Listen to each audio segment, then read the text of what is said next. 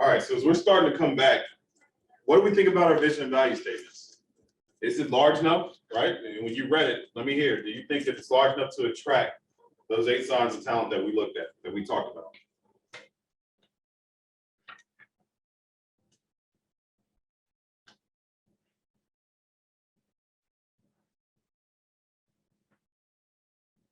What do you think?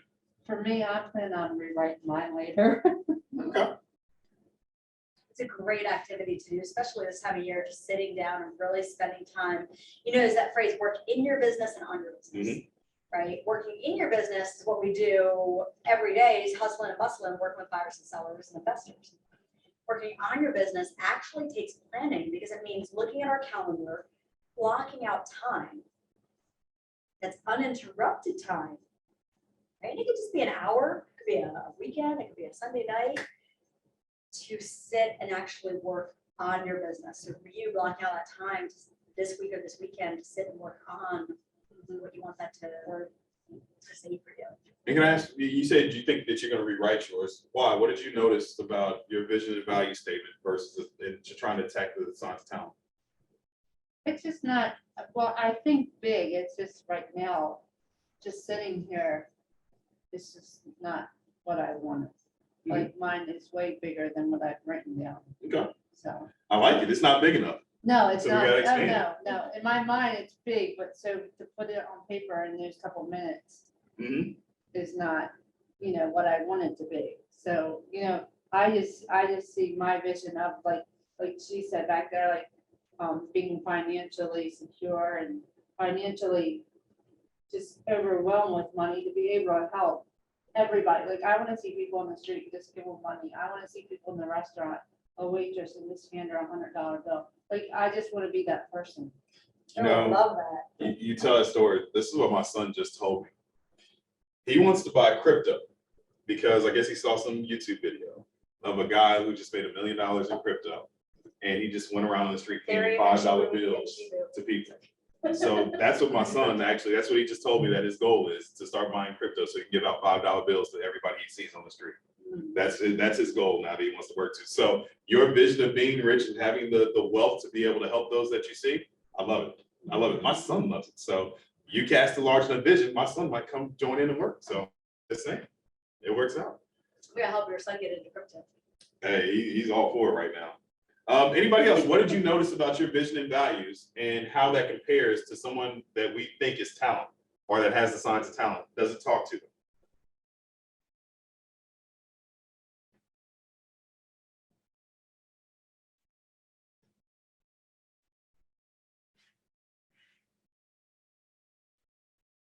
It's also how do you identify talent?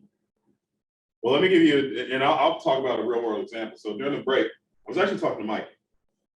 And Scott, this is kind of going to your time frame of slow to hire. Now, Mike's process was long. Alana mentioned that, you know, it was 30 days roughly that they went through with the interview process. The reason why is because we recognize talent, right? We saw the talent that's here. But what we also didn't recognize was that our vision that we laid out from our coaching department of what we wanted might not have been large enough. We had talent that we thought, we knew what we were looking for within talent, but then talent showed up in a different vector. And now we had to go back and look at our own business and say, okay, well, are we large enough? Can we put something in place? Do we need to revisit what we're going through? Speaking to Candy's point, slow to hire means I'm making sure that everything is in line on my side first before I bring talent in, before I start to look at it. So we had already started the interview process, but recognized that, hey, our vision didn't quite capture everything that he wanted to do, but we want to see if that talent can fit within our organization. And so now what do we need to change? How do we need to expand? What can we open up and what can we adjust to make sure that we don't miss out on talent? Now, there is an aspect that talent may not wait forever. But if your vision is large enough, and then it can track those people who what? They want to be around other talent. They want to be pushed, right? They share your goals. Even if your goals aren't big enough at that moment, right? Riley working with Matt, she had to expand the goals that he had. We expanded our goals, and now what happens? We have Mike come in and he expands our level of talent. He expands the talent that we have on the team. All because one, if you have your vision and values there, but then you're going back to reassess, is this attracting the people that I want? If you're being slow in that process to make sure that you're in line, talent will come. Not only will talent come, talent will stay, and talent will want to be a part of what you have to go through, right? So before we went to the break, Danny mentioned that when she is hiring, right, and how we hire quick is a lot of times we go off of emotion, right? And that tends to have us skip a couple of steps, right? And go beyond what we should be doing at that exact moment to make sure we're bringing in the right people. Well, we think about it today. A lot of us are here because we have a pain point in our business. We're looking for that extra leverage. We want to do more for ourselves. We want to create more opportunities for others. So right now we have that emotion digging in heavily, saying that, okay, well, we need to take the next step. I need somebody. How do I bring them in? Well, let's identify where that talent is, right? So we want to know what to look for and how to recognize when we see it, right? So there's really 3 levels of talent, right? Talent that you're going to have is going to be start with your potential, right? And what is potential? Someone on Zoom, I'll have you read what potential is. Unproven talent. Yep. That means they have the skills, they have the knowledge, and they fit within the culture that you want. They're just unproven. Have you read what is emerging talent?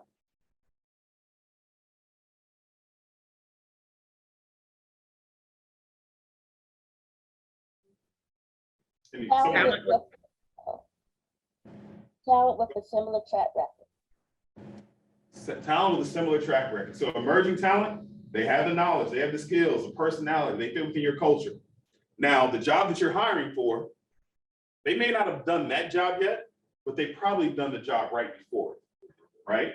So they're emerging talent because they're showing up in places that this makes sense of a person that I want to bring into my organization. And so then what's the last one? Have you read what proven talent is?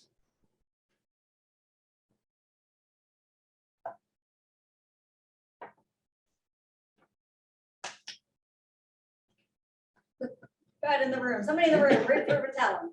Proven, talent with track record. So that's a person who has those intangibles, knowledge, skills, personality, they fit within your culture, but now they have a history, they have a track record of success, right? So as you're hiring for your business, what do you think that sweet spot is? For me, I'm looking for emerging, Why? because it's like the perfect in between for me. So they have a track record, and they're working as I'm working to build talent, and they have the room to grow and build an empire. So they're not at the top of the ceiling for me. And if they were at the top of the ceiling already, what would that mean? I would have to get bigger. You'd have to get bigger, but you'd also have to spend more money. Yes, that's true too. All right. I mean, let's just be honest. We're being strategic. If we're running a business, in a business, you're making strategic business decisions. I don't think anyone in this room is capable of going out and saying, all right, we're going to give Mark Zuckerberg $200 billion to come run our real estate firm, right? Yeah. So while he's proven talent, might not be what we need. We might not be able to afford it. So there is a sweet spot in that emerging talent because you have somebody who's shown up in certain vectors that they have the capability to do it. And now they're looking to grow and take their next step. And if you can get them at that sweet spot on the financial side, it's going to cost you less. So if we look at the graph that's there, if you look at the horizontal axis, that horizontal axis is their track record, right?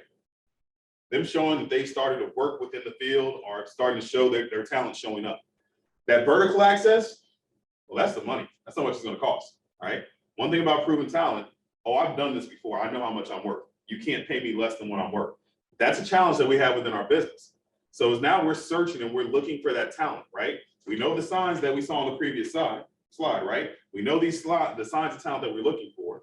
When they show up, when we start to look at resumes, we start to have conversations with them. Now we can see where this person should be, right? And now when we start to make offers to people, we can kind of have an idea financially what this will cost us when we're looking for talent, when we want to hire them, and where it's going to do for us. The one thing about potential talent is absolutely great. And you might find a rising star with potential talent. They just haven't proven they've done the job yet. So Candy mentioned earlier, she likes emerging because they've done something, right? Well, I'll ask this question.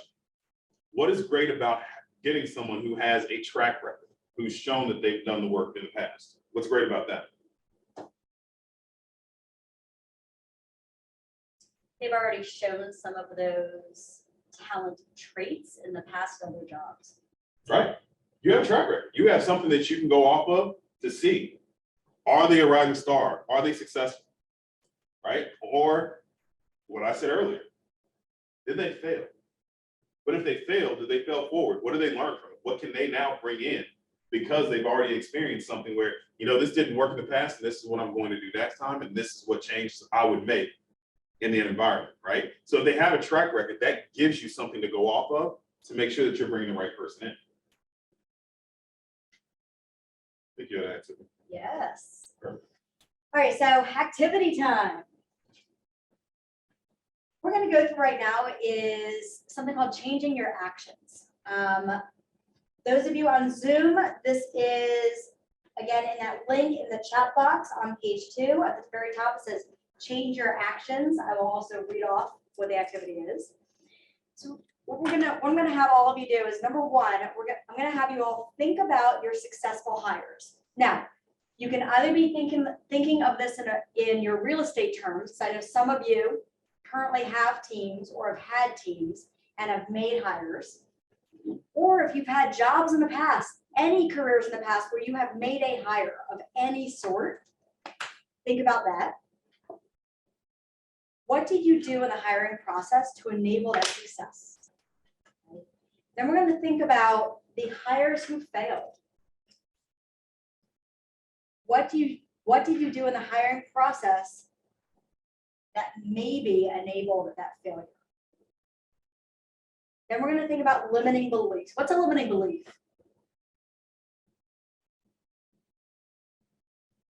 What does that mean? What does a limiting belief mean?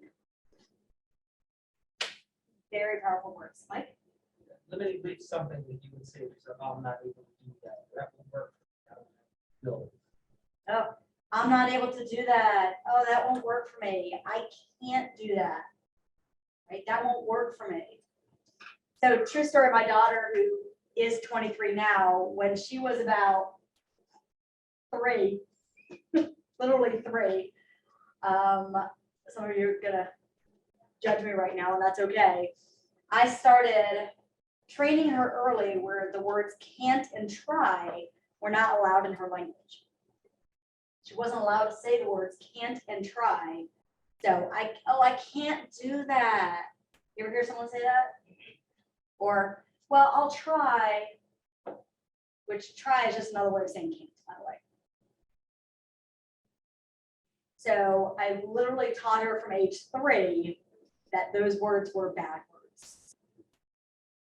Like other bad words, but we're recording, so I won't say the other words that I mixed that up with. So limiting beliefs. Do any limiting beliefs keep you from the goal of changing your actions? Right now, are you sitting there in this room or on Zoom thinking, well, I can't do that, or, oh, this is going to be too difficult or too time consuming? Right? Other phrases that are popping in your head that might be stopping you from moving forward, stopping you from having a breakthrough moment. So again, number 1, I want you to think about successful hires that you've made. What did you do to make them successful? What did you do to enable that successful hire? 2, hires that failed. And what caused that? What do you think caused that? And then 3, what are some limiting beliefs floating around in your head right now that we all need to help each other eliminate? We'll take just a few minutes on this activity. Any questions before we get started? So if you're in the room, it is page 2 in the packet. If you're online, it is in the chat box, the link, or you can just write them down on a piece of paper. Any questions before we take a few minutes with this activity?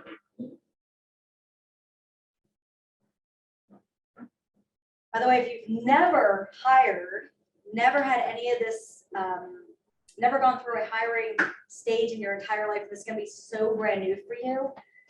Think about ways you could be successful and think about ways you could potentially fail in making a hire.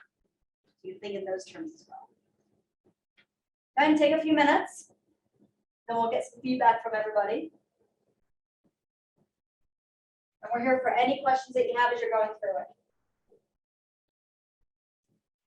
And these activities are not meant for you to walk out with everything solidified. It's to get your brain started in the right direction. So then you can set up time in your calendar to start working on your business, to start putting these things together all in one package.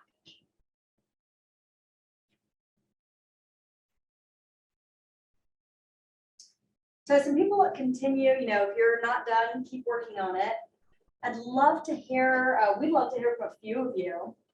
What'd you put down that first one? Think about your successful hires. What steps did you take? What did someone write down in that first box? I put that I followed the KPA model. Follow the KPA model. And for everybody here who is not from Keller Williams joining us today, KPA stands for Keller Personality Assessment. We'll talk about that in just a little bit. Love that. There's an entire model for hiring. Thank you. I follow the facts. Follow the facts. Yep. What does that mean, Brandon? So, when you go through this process and you're hiring somebody, how often do we use our gut, right? The gut instinct just says there's something good about them or there's something bad, right?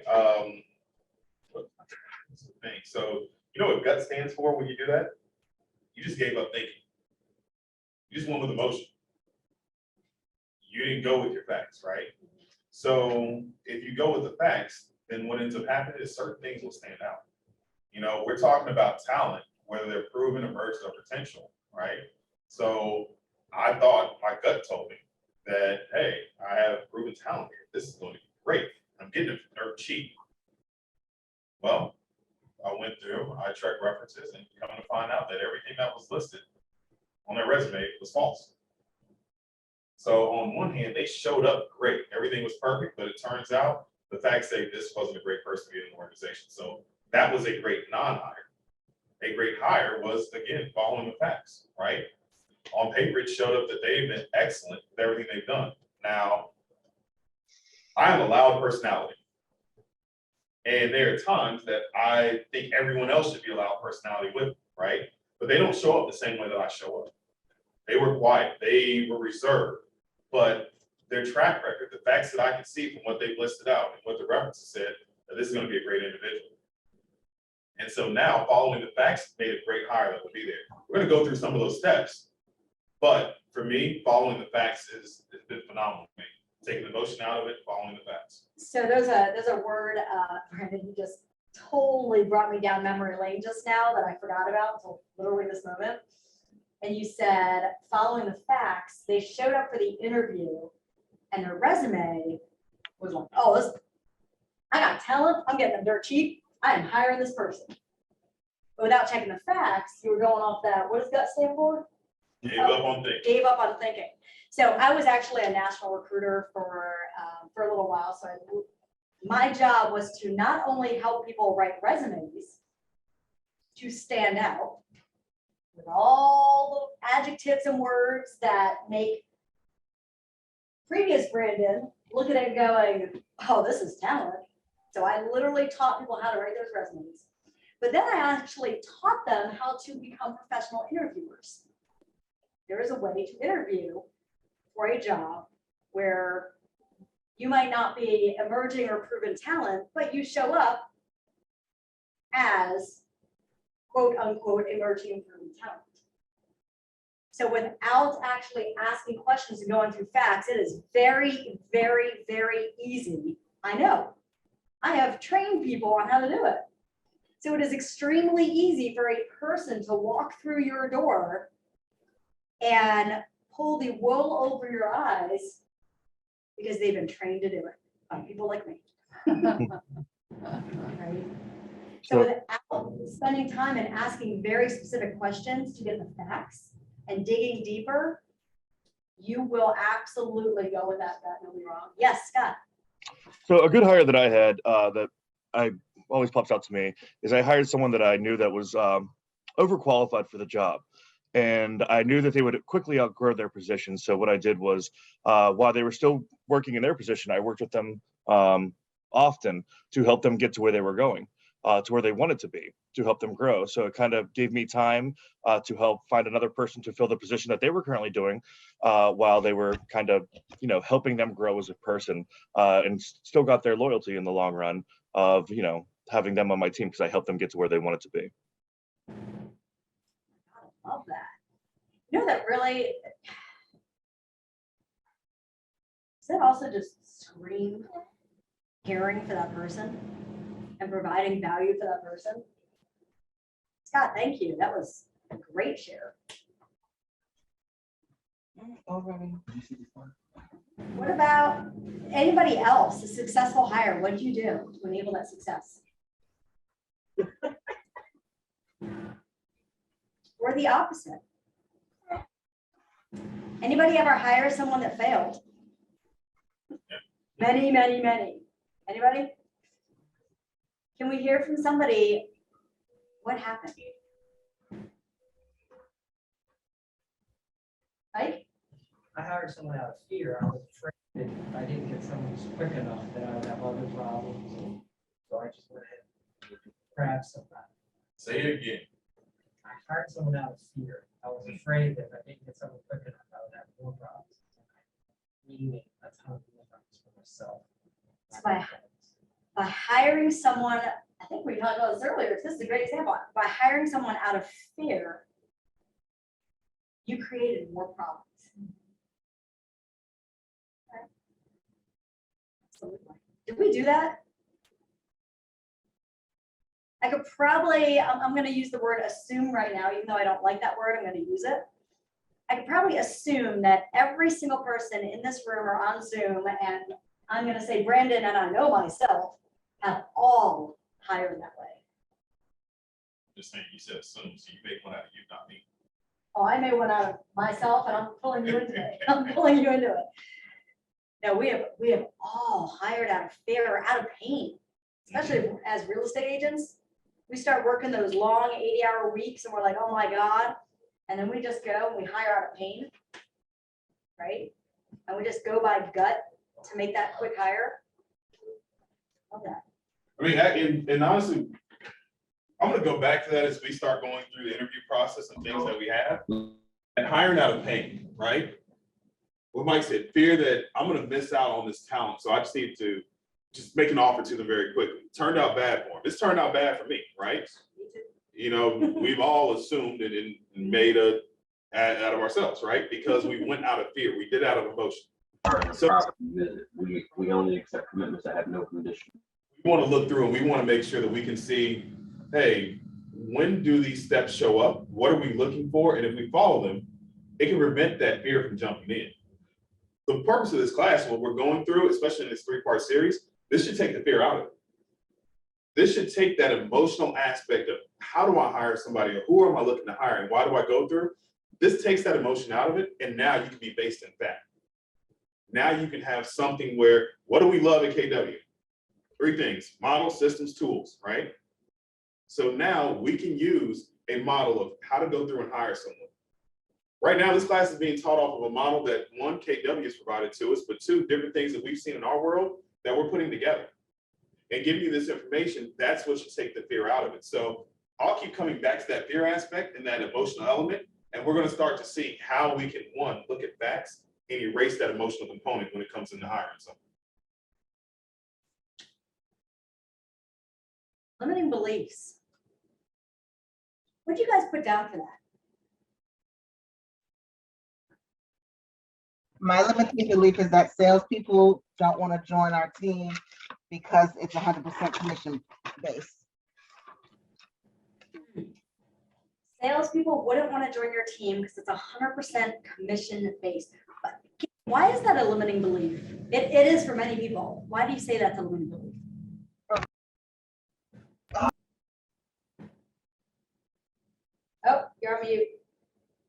Lost you.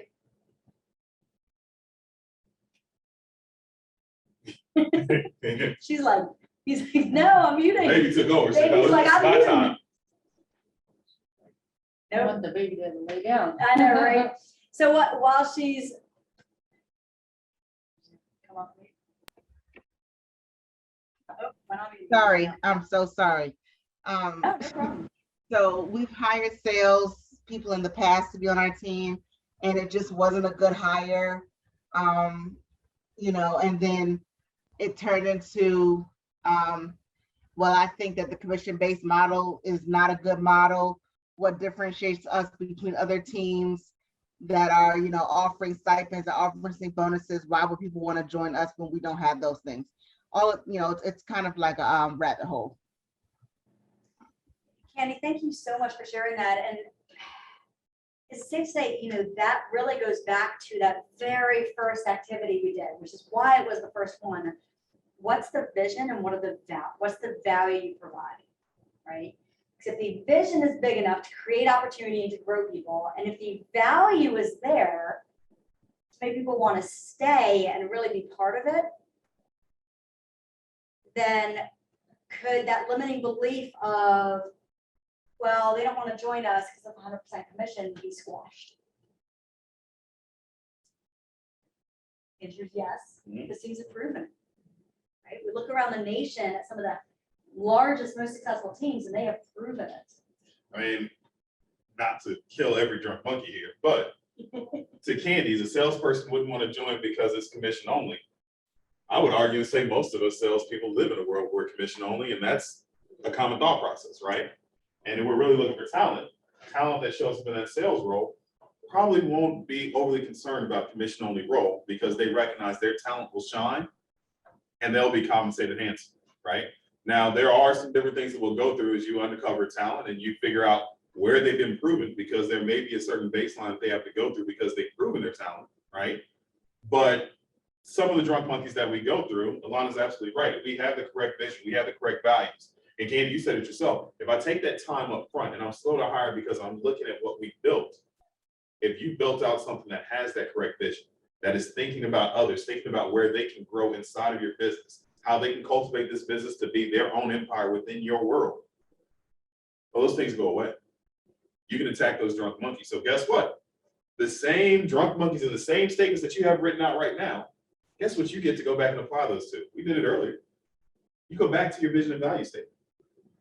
Does your vision and value statement, one, cover your drunk monkeys that you have, right? Or your limiting beliefs. I'm sorry, that's the new phrase for it. And two, does it speak to talent in that way? Let me go for one more. Limiting beliefs are so ingrained in us. We all have them in every aspect of our life. One more person, what are some limiting beliefs that you put down?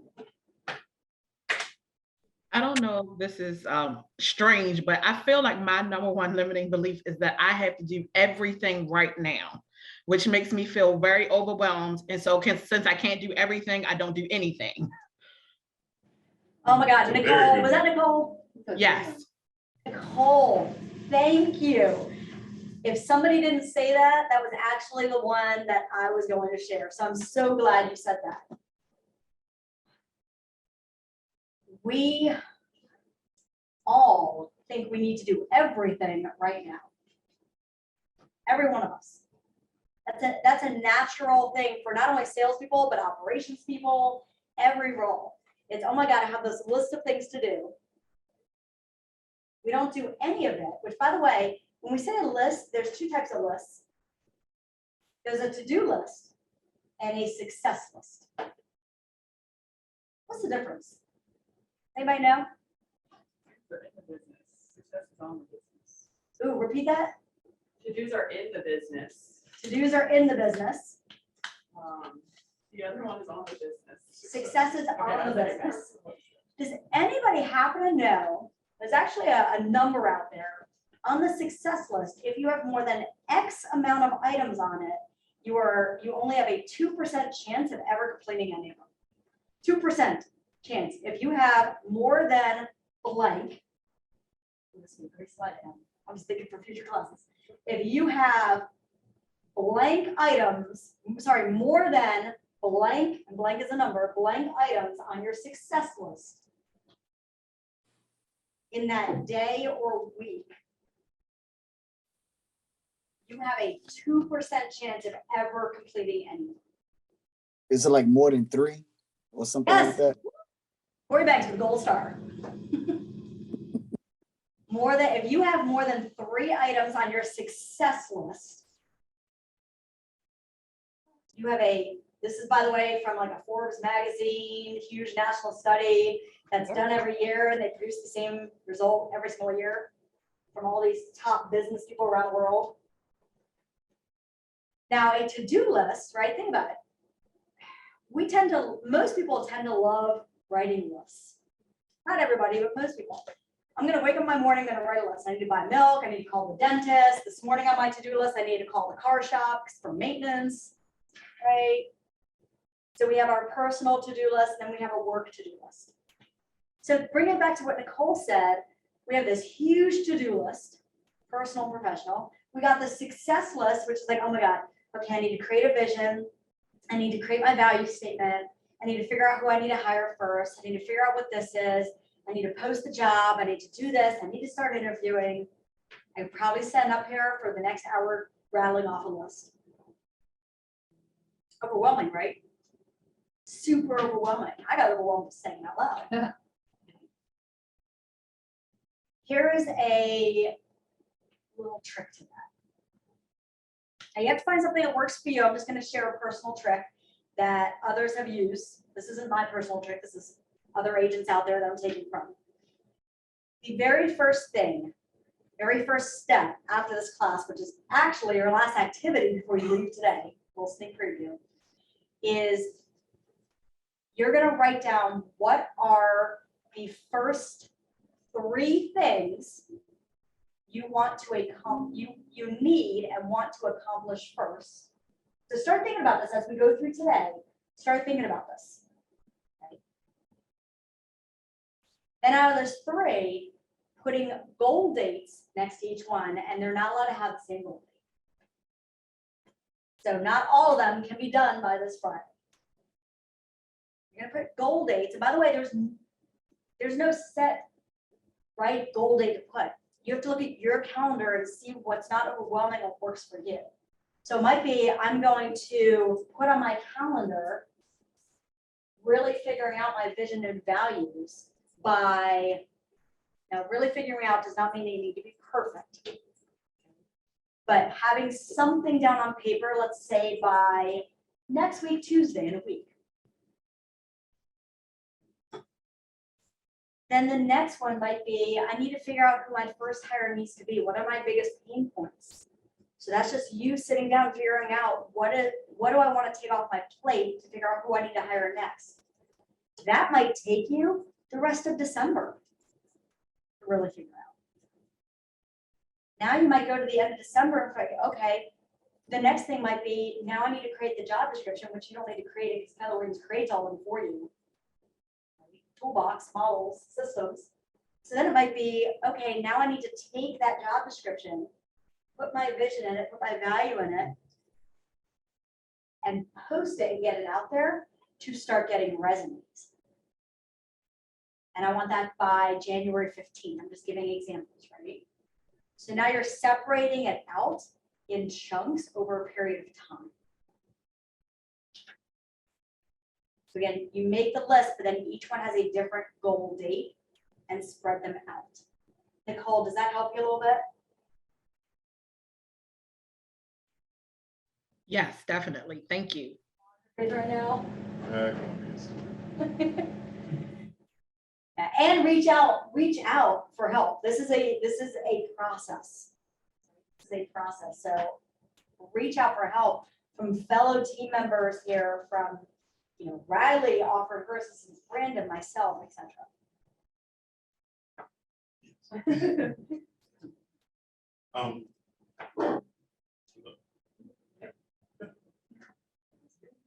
Jump out there, Brandon. I can talk a little more. So we went through, and one thing you heard me mention over and over when we talked about talent, right, being emergent, proven, and potential was that they have the knowledge and skills, right? Knowledge and skills can be learned, but personality comes natural, right? Because it starts with their subconscious, right? And these qualities, they can be flexed, right? You can enhance them. You can be in situations where your personality can come out more and more, but it's not likely to significantly change after, you're 18, 20, 21 years old. It's really not going to, your personality really doesn't change because it's cemented in who they are. So what is personality?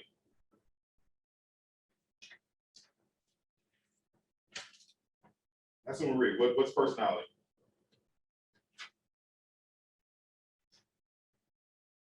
I'm gonna call on somebody. The man who's cleaning in a $2 bill. Go ahead and read what personality is for us. Why did I feel that coming from both of y'all? I was about to call on him too. I felt the energy, but no, but personality is how you act, how you are, how you think, just your makeup, what makes you. Yeah, absolutely. I mean, it's the patterns, the person's behavior, and it's how they think, right? So, we can see it on the slide, their behavior is how a person acts, right? Their thought process is how a person thinks. I'll use myself as an example. There have been many times when Alana and I have been in a conversation, she looks at me like, what the hell are you thinking right now? But it's just my personality, it's how I go about it. Then the scary part for her is there's been many meetings that we've been in sitting side by side, and we say the same thing the exact same time, multiple times over. So as much as she's worried about what I'm thinking, she thinks the same thing, right? But how a person processes ideas, right? Those things, we talk about culture, right? And earlier it was said that we want to hire people, we want to bring in the right culture. Now, personality is a great fit.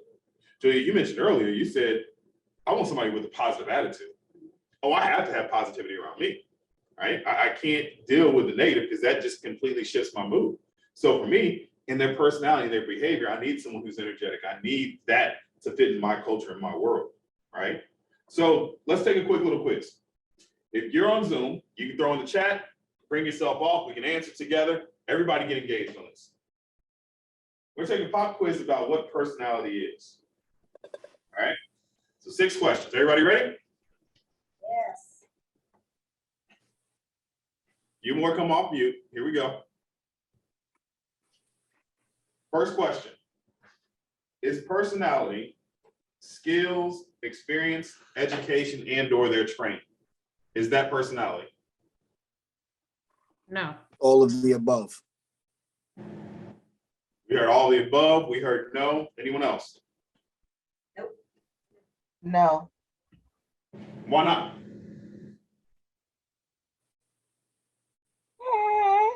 Those things can be taught. They're perfect answer. Those things can be taught. They can be learned. Personality is ingrained in someone. It's their natural beliefs. It's how their thought process is. You're not teaching someone their personality. That's in them. So their skills, their experience, their education and training, those are all things that can be taught, and that does not consist of personality. All right. Question 2. Well, real quick, I have a question to that. But Absolutely. like, the reason why I would say all of the above wouldn't as you learn certain skills, or of course, certain things can't be or won't be changed because that's that person. But also by learning some of those skills and all of those things that you name, doesn't that affect personality as well? Like it has a tendency to change your personality. All right, so I'll answer it this way, right? So we'll talk about the education and/or training, right, which goes to the skills and experience. Now, every person in this room knows very smart, very educated people.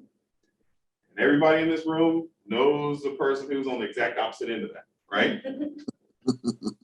So how many times have we known somebody who's on the exact opposite end, who may know how to do one thing, portray themselves as the smartest person in the room on a regular basis? Right. That's in their personality. Because we already said that they're dumber than a box of rocks, right? They just know one thing, but they portray themselves because their personality in their bravado says, I'm smarter than everyone else. But that I would say Personality, they're still going to be, you know, for lack of a better phrase, they're still going to be a smart ass because that's just ingrained in their personality, right? And just the opposite, you have people who are overeducated, right? And not overeducated to that standpoint, but but have knowledge of everything under the sun. But they rarely volunteer that information because it's just not ingrained in their nature. They love to know. And then when it comes time for them to share and give that information, they have to be provoked for it because in their personality, they're not one who's very outgoing and willing to share that information. So you can learn anything. And just because you learn it doesn't mean it shifts who you are internally, because your core beliefs, your core personality is going to be there. And the education and knowledge that you have, it may give you different insights. It may help shift your thought process, right? One of those examples is, I'll use myself.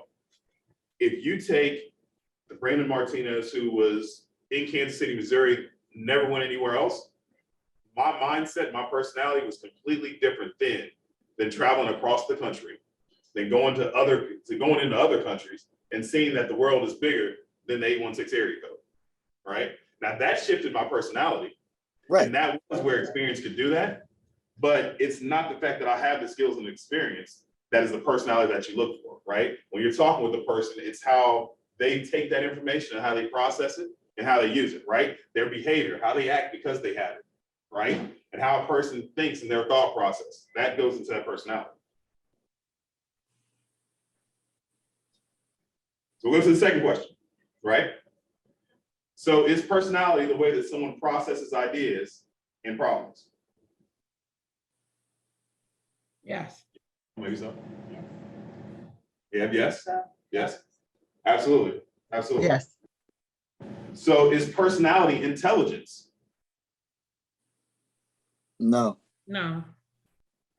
Great, No. it's not. Is personality the way a person acts and behaves? Yes. Yes. Absolutely. Is personality the values, beliefs, ethics, and motivation of a person? No. Yeah. Yes.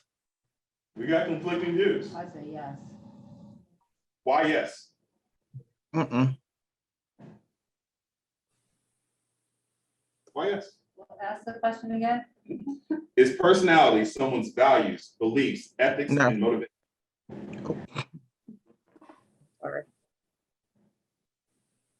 I say yes because those are things that are ingrained in that person, and that colors their behavior and how they think and how they relate to others. So I think that's part of personality.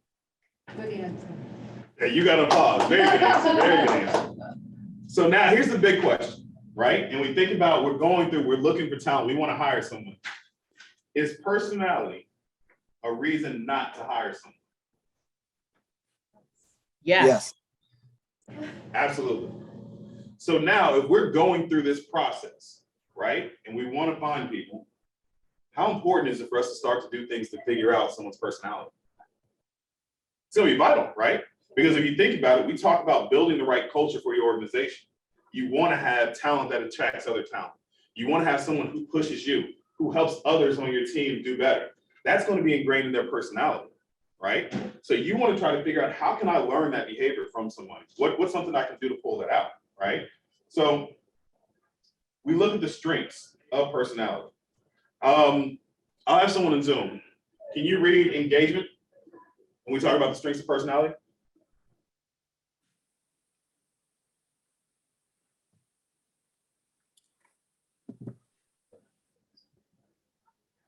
Engagement. People who use their strengths every day are 6 times more likely to be engaged on the job. Absolutely, absolutely. And have somebody read productivity, another strength of personality.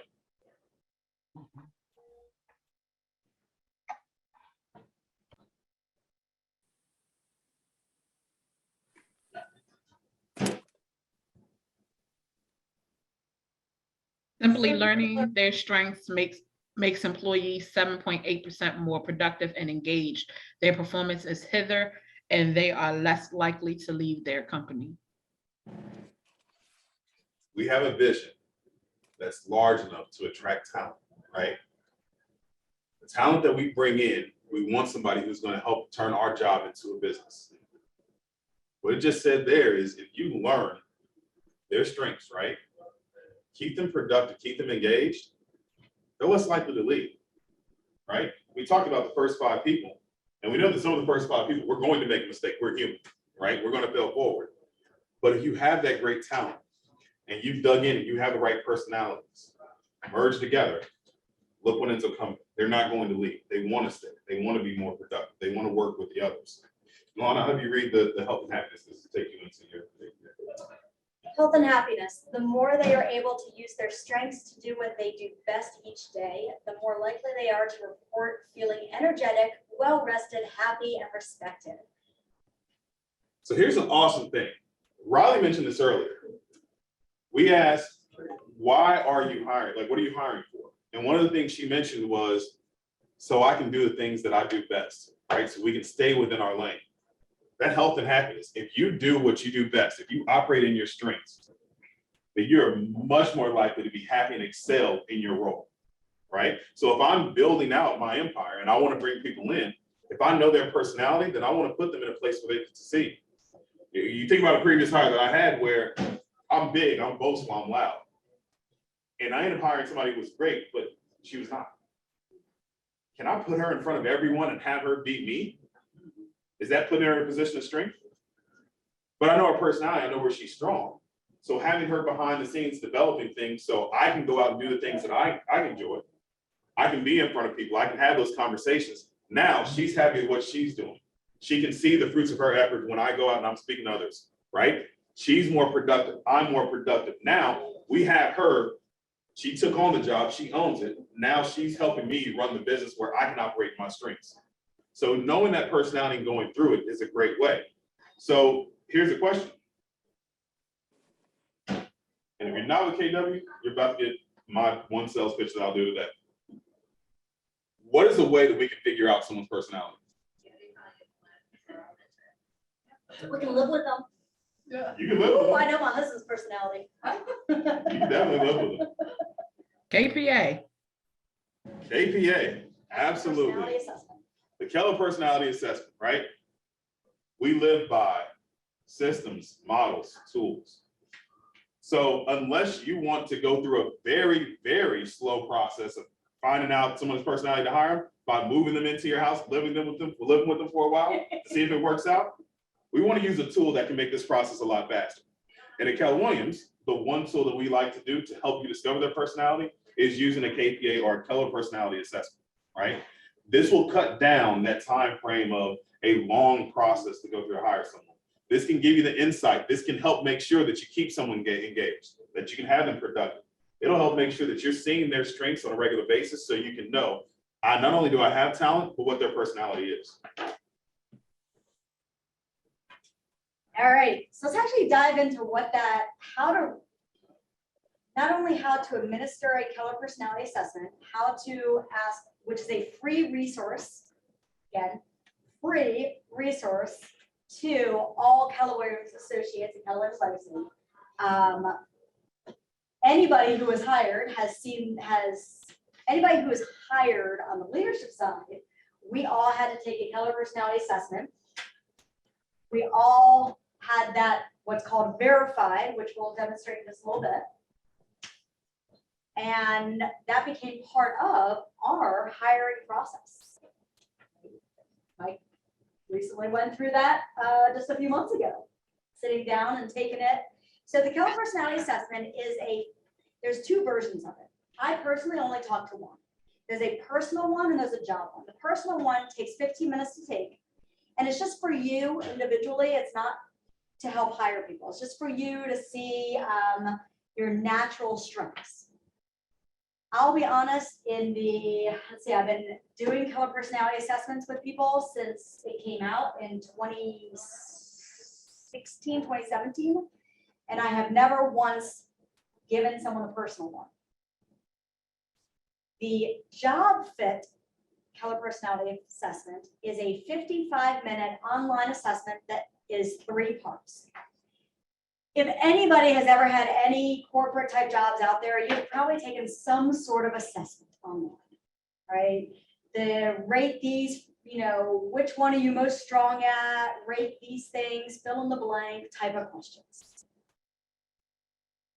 Keller Williams has taken some of those assessments out there and developed their own in-house assessment based on job fits within the real estate industry. What's actually really interesting, it's not just real estate industry, it's any type of job function within all of Keller Williams nationwide. So if you want to be a accountant at headquarters of Keller Williams in Austin, Texas, there is an assessment. The same assessment can show you if you are a quote unquote fit. We'll talk about what that means. So what the assessment is, again, 55 minutes to take online. I know some of you have taken it. For everybody on here who has never taken this assessment, please put your email in the chat box or make sure that you send me a message with your email and I will send this to you by, I will say, the end of this week.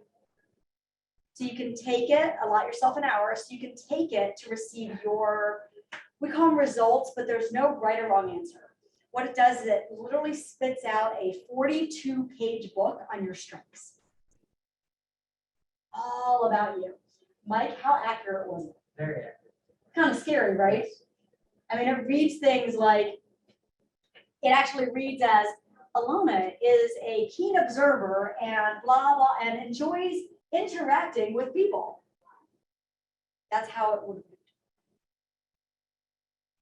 So the way it breaks down now, in the chat box, there's actually an example of a portion of a random person's assessment in the chat box for you, and in your room you have a packet, or you should have a packet. And the way it breaks down is it ranks categories of a person's behavior. This is not, are they skilled in something? This is not, are they talent and have they done a job? This is your natural behavior. And then it ranks you, again, there's no negatives to this in any way because it's your natural self. So it says, are you a low, medium, or high in different categories? So some of the examples of categories that it will show you are things like assertiveness, responsiveness, problem solver, social ability, adaptability, structure. I'm not going to read every single one of them. Optimism. There's other, I'm actually forgetting how many total there are right now, but there's an entire list of words that you get to see where do I fall. So let me throw this question out there.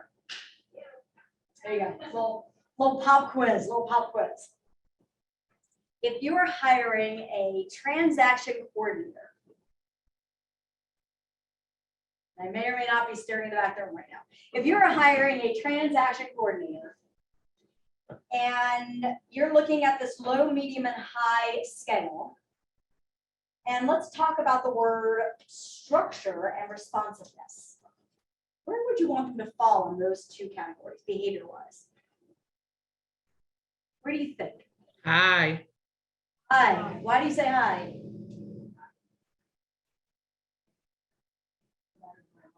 Why do you say hi? You're absolutely right, by the way. Why do we want someone on the higher end behavioral wise in structure and responsiveness who's going to be hired as a transaction coordinator?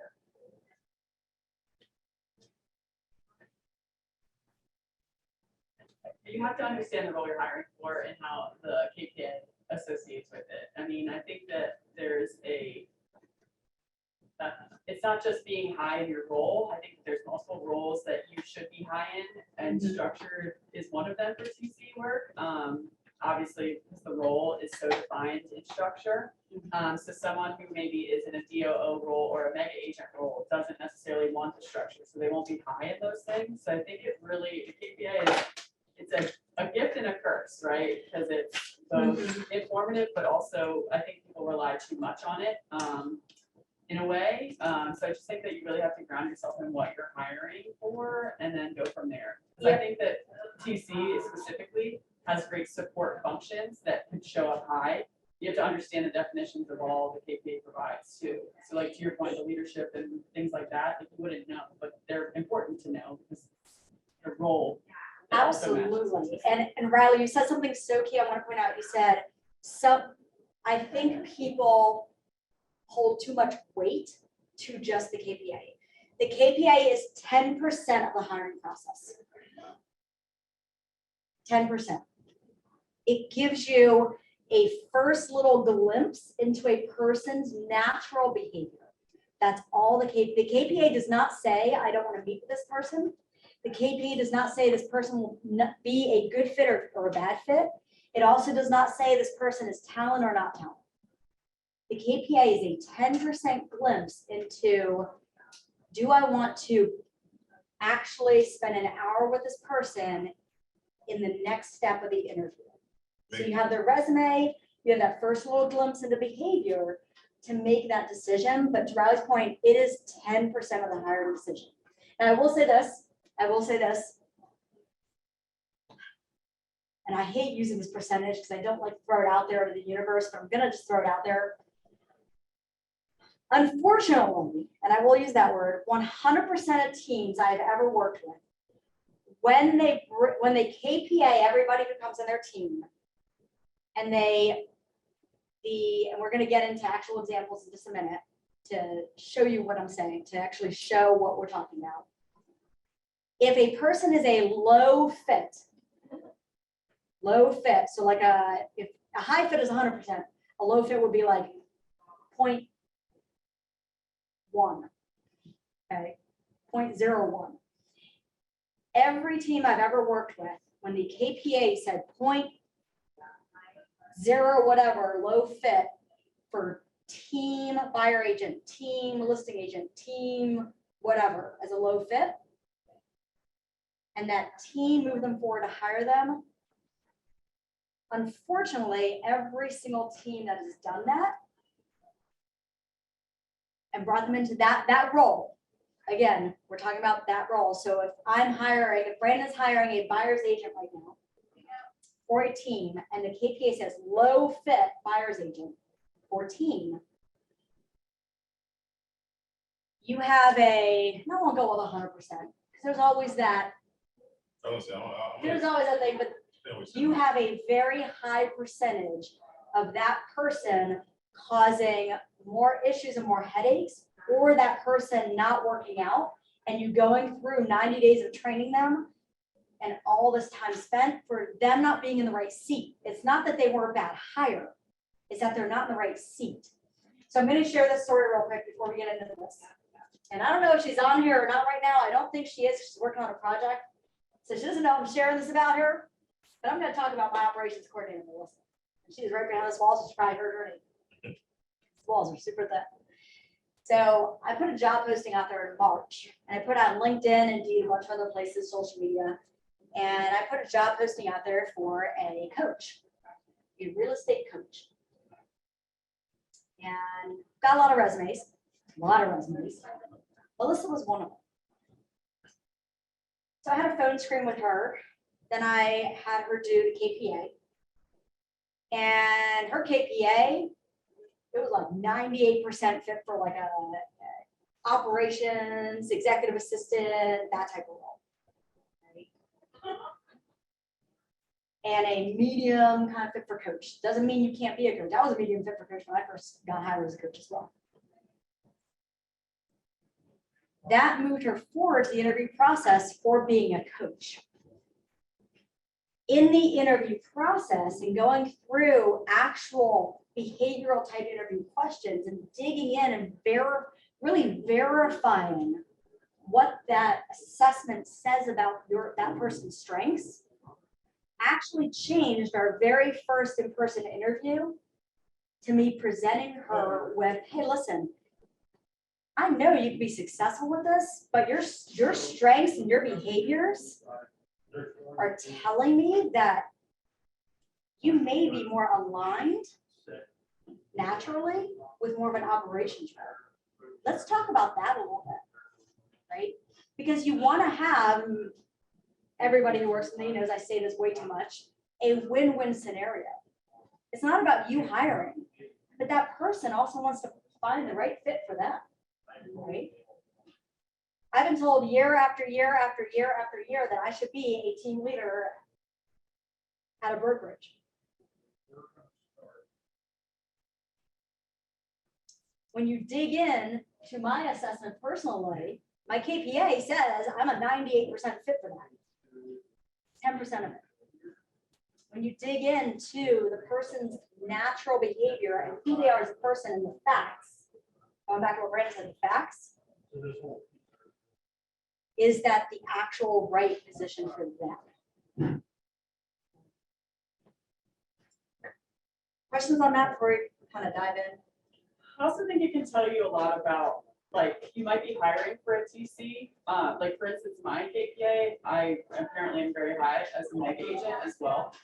So my job changed pretty dramatically when I got in my role, and I did a lot of lead gen follow-up because I'm great on the phone, and a lot of our systems have now been updated to like my strengths as a like quote unquote mega agent, someone who can chat with people in a different capacity than maybe a traditional transaction coordinator. So I think the KPA also unlocks a lot of other thought about what you're hiring and how you can change a job to actually, because I'm what Brandon likes to say, a talent.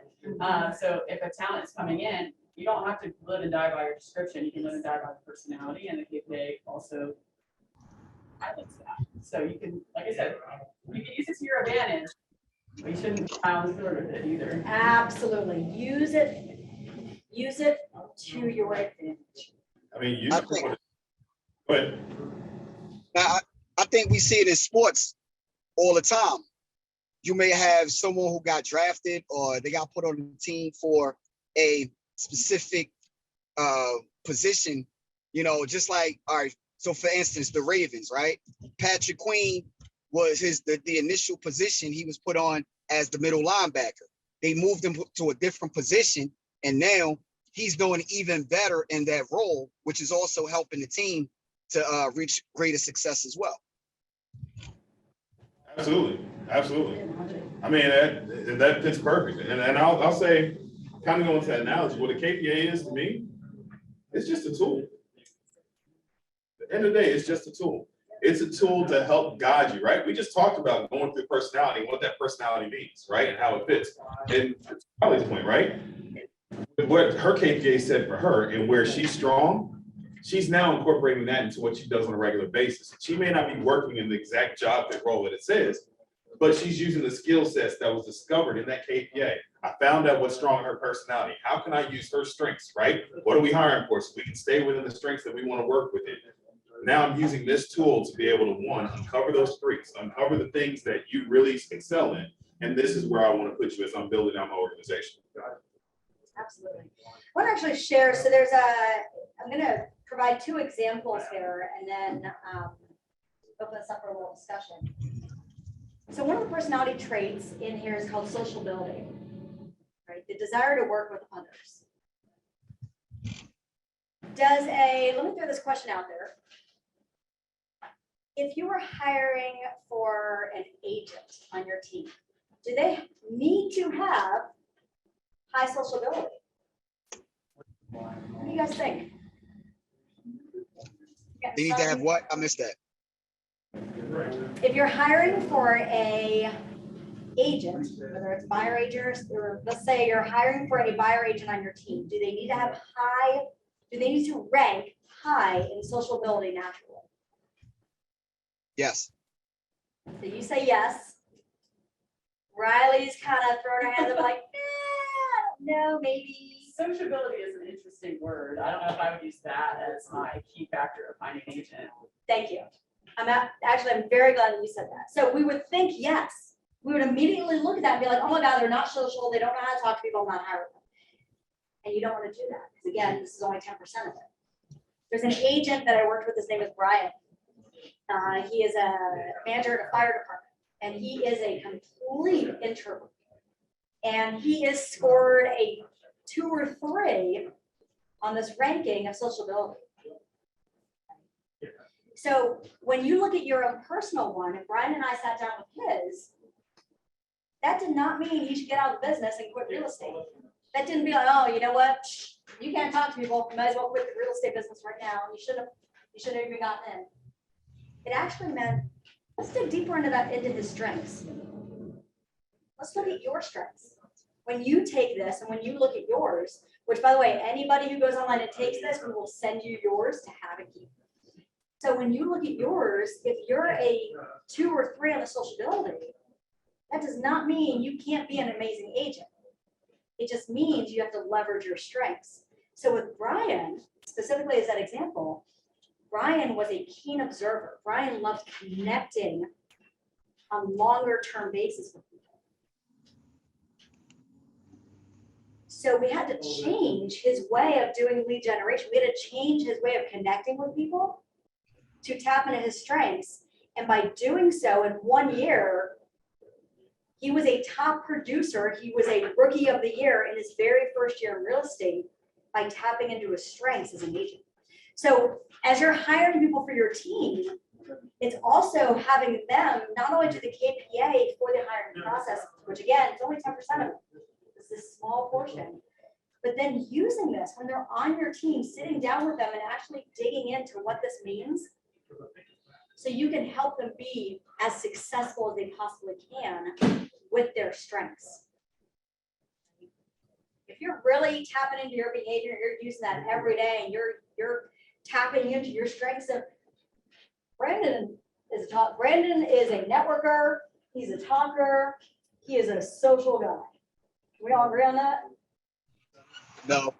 No, I love that. If we would put Brandon in a role where he sat behind a desk all day, crunched numbers, and didn't interact with people, number one, could he do it? Yes. Absolutely. He's an Excel geek. He could totally do it. Would he like his job every day? Would he be happy? Would he be successful?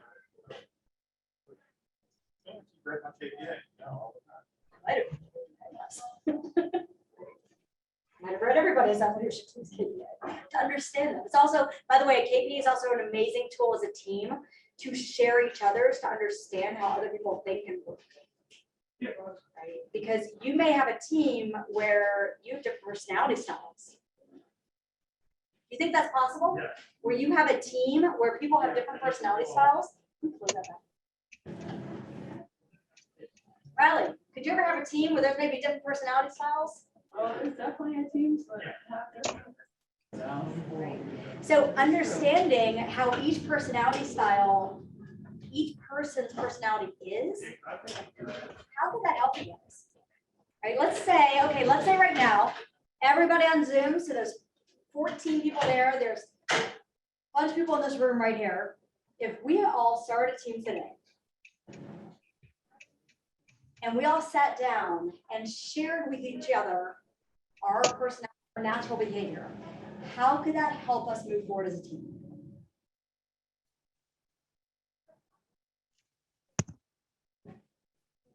By utilizing those strengths.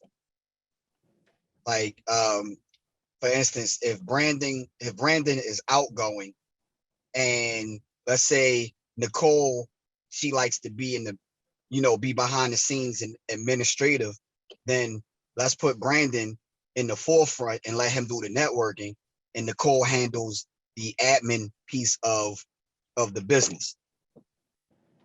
So I love that. Thank you. So putting people in their strength zone, right? Actually putting them, Bradley said that, right?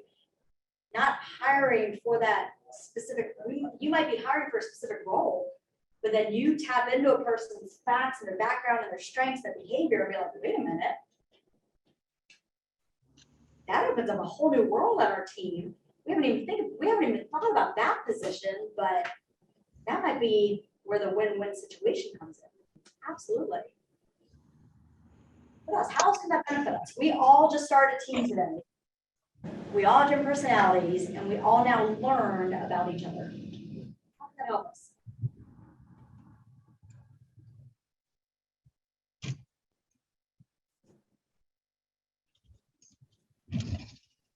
Feel an amount of understanding and morale boosting, I think, because you know where someone's coming from and what they enjoy versus what another person might enjoy. I love that, morale boosting, what they enjoy versus what another enjoys. I had had this person I worked with a few years ago who he had high energy in the morning, but he was the most outgoing person and his energy drained throughout the day. Now, if you have very high energy people, as I stand up here pointing to myself and Brandon, and we didn't know that about that person. And every day around 2, 3, 4 o'clock in the afternoon, we're like, hey, what's up? What's going on? Let's go. Do you want to go do something? What's happening? What might happen with that relationship? Or what might that person think?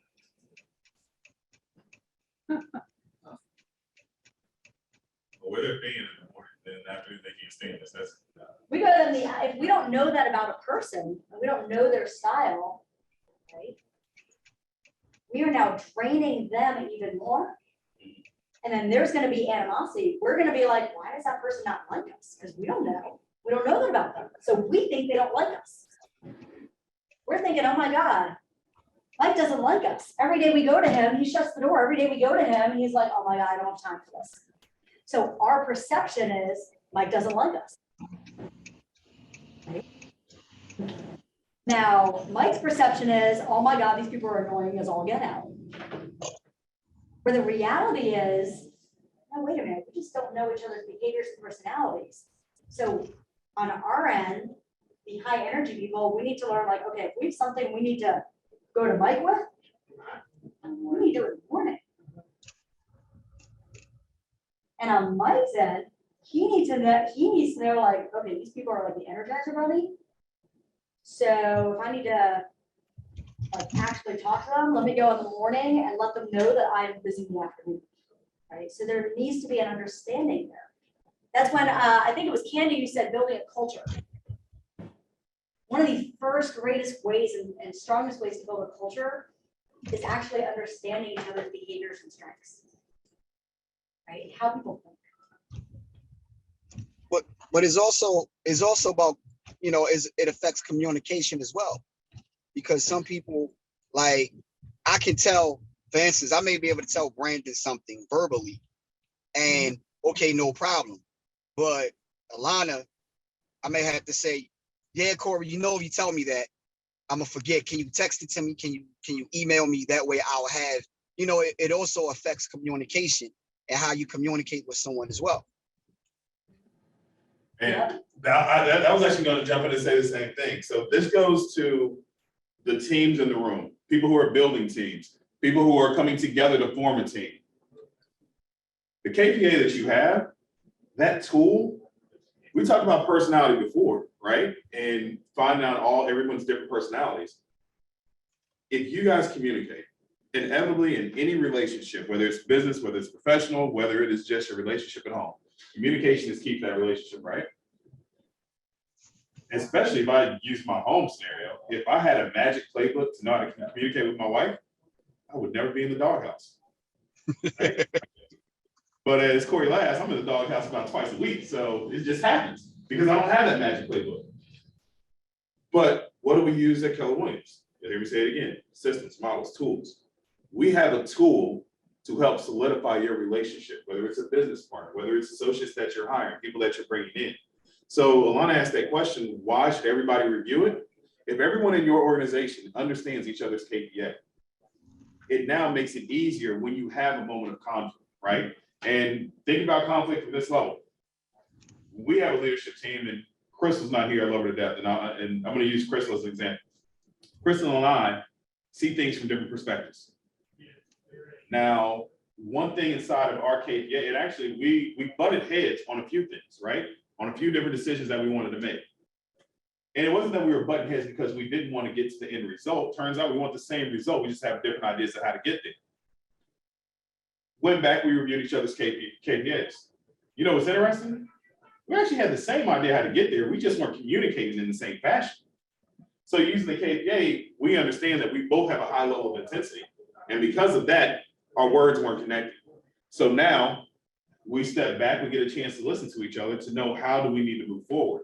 Relationship 10 times better just because we use this magic tool to be able to guide that relationship as we go forward. So if you're building a team, you have a team. If you do not have KPIs for everyone on your organization, email us, you want to receive those. You want to use it. It will help you. Trust me, your KPA, remember, it's about your personality. Your personality doesn't change much after you turn 20, right? So you can have that KPA for years, go through a moment of conflict, go back to that KPA, and you'll probably figure out why you and your partner are butting heads. Use that as a tool to help you guys communicate and work well with each other. I had my daughter and my husband take the KPA, I'm just gonna say that. And they're not in real estate, but I had them take the KPA to communicate better at home, so it also works there too. And to that, I'm sorry, and to that point, like with conflict, what I've noticed is even with even with communication, right? So for instance, like when you say bumping heads and things like that, sometimes like quick story, I guess. One day, had to pick my girlfriend up from work, and I'm like, her energy was off. I'm like, what's wrong with her? I'm taking it personally because I'm like, what's wrong with her? Is she mad at me? What's going on? Whatever the case may be, right? And then at some point, because I never picked her up from work before, and at some point she's like, well, when I get in the car, I just like to decompress and I just like to be quiet and just get my thoughts together. I'm like, oh, so she's not mad at me. It has nothing to do with me. This is just what she does. So now, whenever that happens, I know not to take it personally, or I know what she's doing, and now I can respect that, or make adjustments if I need to. Great The key to example. that, That have is a great provide example. arguments at home because I don't shut up. So just before we get into the actual interview process and where this falls in the interview process and actually going step by step and demonstrating some things, I want to share that there are some examples in the chat room or the chat box, when you take your KPA, we send that to you. Right? What's really amazing about this tool is it also is, I'm going to say it this way just because this is the way I look at it. You ever get one of those books, like when I changed from a PC to a Mac, my husband bought me a book called Macs for Dummies, okay, which I loved because it walked me through how to use a Mac. The KPA, I'm going to say this, and I'm using this terminology, it's kind of like hiring for dummies, because it actually, not that we are, none of you are, but it actually walks you through step by step when you read it, saying, how do you even welcome someone? Welcome, how was the weather today? Would you like some water or coffee? How to introduce a person, how to introduce yourself, how to line up the interview room, how to start. It not only gives you your strengths and behaviors, but in a little bit, we'll demonstrate this for you. It actually gives you the A to Z of hiring. That's a perfect segue because what we're going to jump into next, we're actually going to start digging into the actual interview process, right? So, process that we go through the interview. There are different stages to this, right? We talk about being slow to hire. And we talked about earlier that being slow to hire, we want to make sure that we have our ducks in a row. We have everything lined up before we start going out to recruit and look for talent, right? So we've been working on our vision and value statements, all right? We made sure that we want this to be able to talk to talent, large enough to have them within our organization, that it's personalities of different people. We have the tool that we want to use for that. So now it's going to be the process of getting that tool out to people, but then also, how do we go out and reach? How do we find that talent, right? So in this interview process, we're going to start with our job description and our job posting, right? We go about creating that job description and how we post. Now, we are an organization that believes in what? Systems, models, tools, right? So if you're inside of Keller Williams, you have the ability to go through and find inside of Connect postings and descriptions for different roles within your organization, whether you're hiring for a TC, whether you're hiring for a director of ops, whether you're hiring for a director of sales, whether you're hiring for a listing manager, buyer manager, showing assistant. You have all of those job descriptions already created for you. But if we want to be stubborn, we don't want to go through using the easy route, we can create this on our own, right? I do not recommend that because that is very time consuming, but continue. It is, but what you guys started to work for today, you start to put some of these things in place, right? So what goes into a job description? A job description should, or what goes into a job profile that you're building in the description? it really should be constructed in a few different parts. So what do you guys think is important to have listed on your job description or job profile when you're putting out to find someone to hire?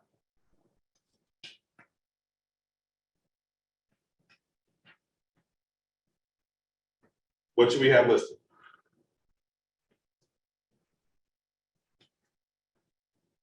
You should have some expectations Expectations. of what you're expecting that person to be able to do.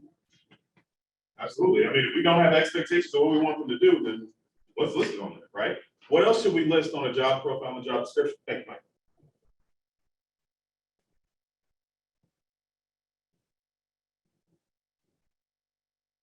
Duties, responsibilities.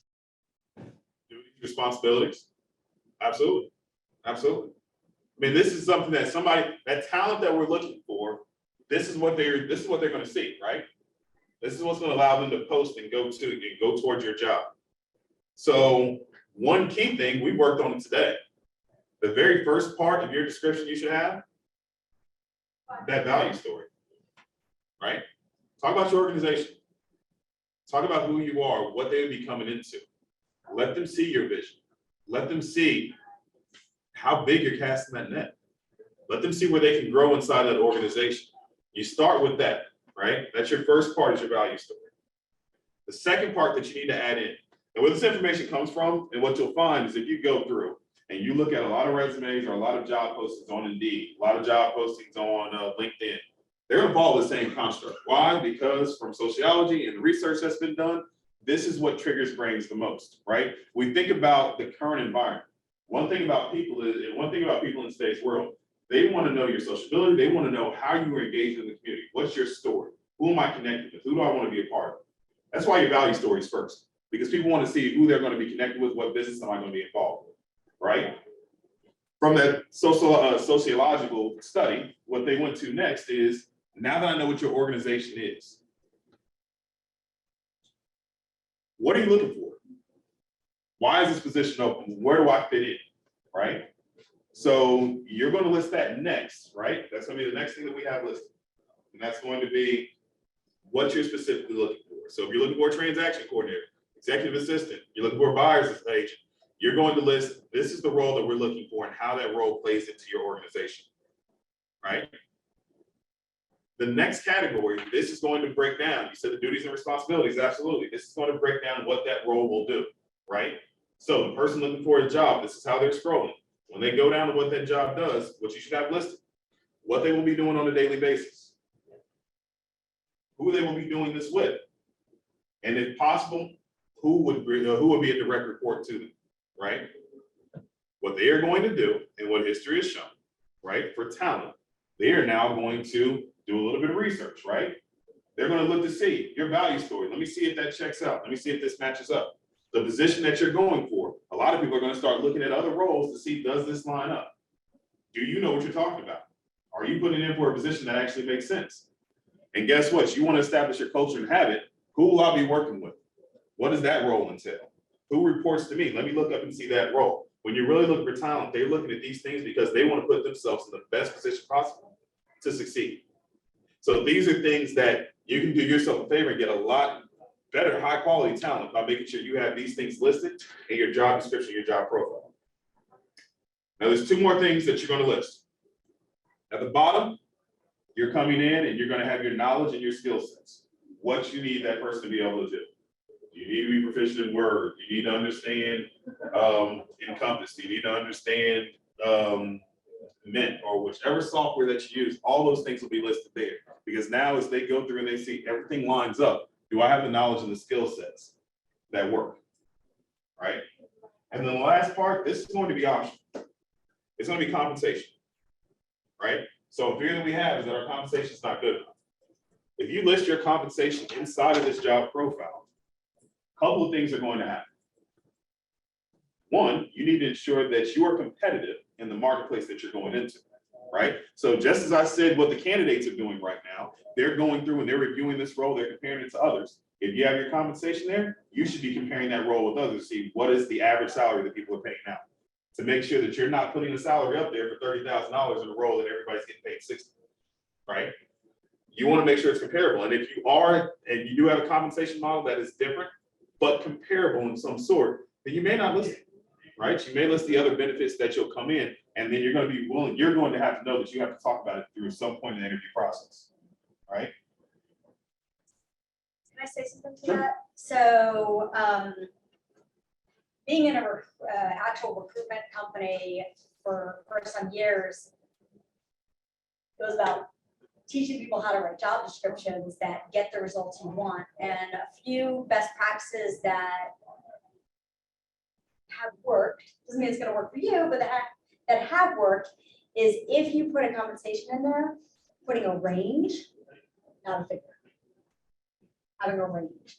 Also, if it's very commission bonus structured more than base structured,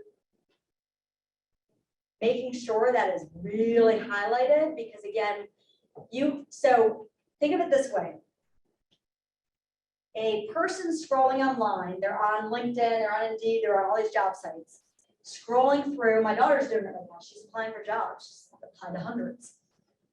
She spends about, I don't know, maybe 15, 30 seconds, maybe at best 40 seconds, deciding based on a job description if she wants to apply. People look at who you are very briefly. Your first sentence needs to be together. Your very first sentence will determine if they scroll down or not. It's kind of like social media and stopping people scroll on Facebook and stuff and Instagram. Your job description is the same thing. Does your first sentence grab a person and make them want to scroll? Then the person's actually going to, some people will read it. I'm going to be honest. Some people are just going to skip down and read the first 3 job responsibilities. Give me some recruiter insight right now. They're not going to read all the responsibilities. So when you start getting resumes of people who aren't qualified at all, it's not because they think they're the greatest thing that can do it. It's simply because they probably read whatever you have in the first 2 and said, oh yeah, I'm qualified, I can apply. So whatever your top responsibilities are, you want to make sure they're in your first 3 bullets. Okay. I call those the non-negotiable bullets. And then again, in the compensation, you can make the decision, and there's no right or wrong either way. You can kind of play with it and see what happens and always change it to either put a range in there. And by the way, if you're 100% commission, the Candy's thing, if you're 100% commission, which a lot of us are, and a lot of us are hiring to that for agents, you can absolutely put in an average of what a first-year agent makes. If you look on Indeed and look up real estate agent, there's a lot of job postings out there where we'll say, 50 to 80 or 70 to 100 or 70 to 90. Don't be sitting there putting 250 in there, because a first-year real estate agent is not making 250 in their first year unless they're working 8 hours a week and not, and you're providing them with a salary, a base as well. To be very realistic with it, trust, honesty, your words, right? But you can definitely put in there a range of, 60 to 80. That's very realistic for a first-year real estate agent. Very realistic. So again, put in a range, not a $40,000 and nothing else, because you won't get the applicants you want. You won't get any talent, or you'll get very little talent. Emerging improvement, I'm not talking about the people who just graduated with their jobs ever. Which those are great people too. Could be like rising stars. And just be, Not a lot of people that I know went to college and finished their degree. yeah, and that's the thing. And nowadays you'll see people who, a lot of job descriptions, I love that you point out, a lot of job descriptions, you'll see degree required. Do we need a bachelor's degree, a master's degree, anything like that to be a successful real estate agent or on a team real estate? The answer is no. Okay, and this is coming from somebody with 3 bachelors and a master's. Okay, who years ago preached degrees. I no longer preach that. I got into real estate and realized that I spent a lot on loans. That's about it. Right? So, but putting in there some other requirement. What do you require? Do you want them to have sales background? Or 1 year of sales experience? Be really clear with those, what I call non-negotiable items that you want to highlight in your job description to get the best candidates. Absolutely. All right, so for our note takers, we have, make sure the first part, your value story. The second part of your job profile, who you're looking for, right? We want to make sure the first sentence of each of those stand out. The third part, we're talking about their duties and responsibilities. And the duties and responsibilities, the first three are vital, pivotal, and key because those are the ones that people look at before they continue to scroll through to make sure that their knowledge and their skill sets, which is your fourth part, match up with the role that you're looking for. And last but not least, we're making sure that our compensation is in line with one, being truthful with the role, but also letting them see their growth and their potential that they can have inside of that role as well. All right, so now you posted your job, right? You have it there, and what immediately happens? You start getting resumes, you start getting a flood of information that comes over, right? So our next process that we go through is going to start screening the candidates that we receive. So what does screening a candidate mean to you guys? You too? Oh, absolutely. I hired probably 1,000 admins in my career, and I think like length of job and like their, job history essentially. Are they willing to stay or do they hop around? If I'm looking for a support functioning role, have they been in support functioning roles previously? Doesn't have to be admin to admin. It can be a support something, and you're looking for supportive.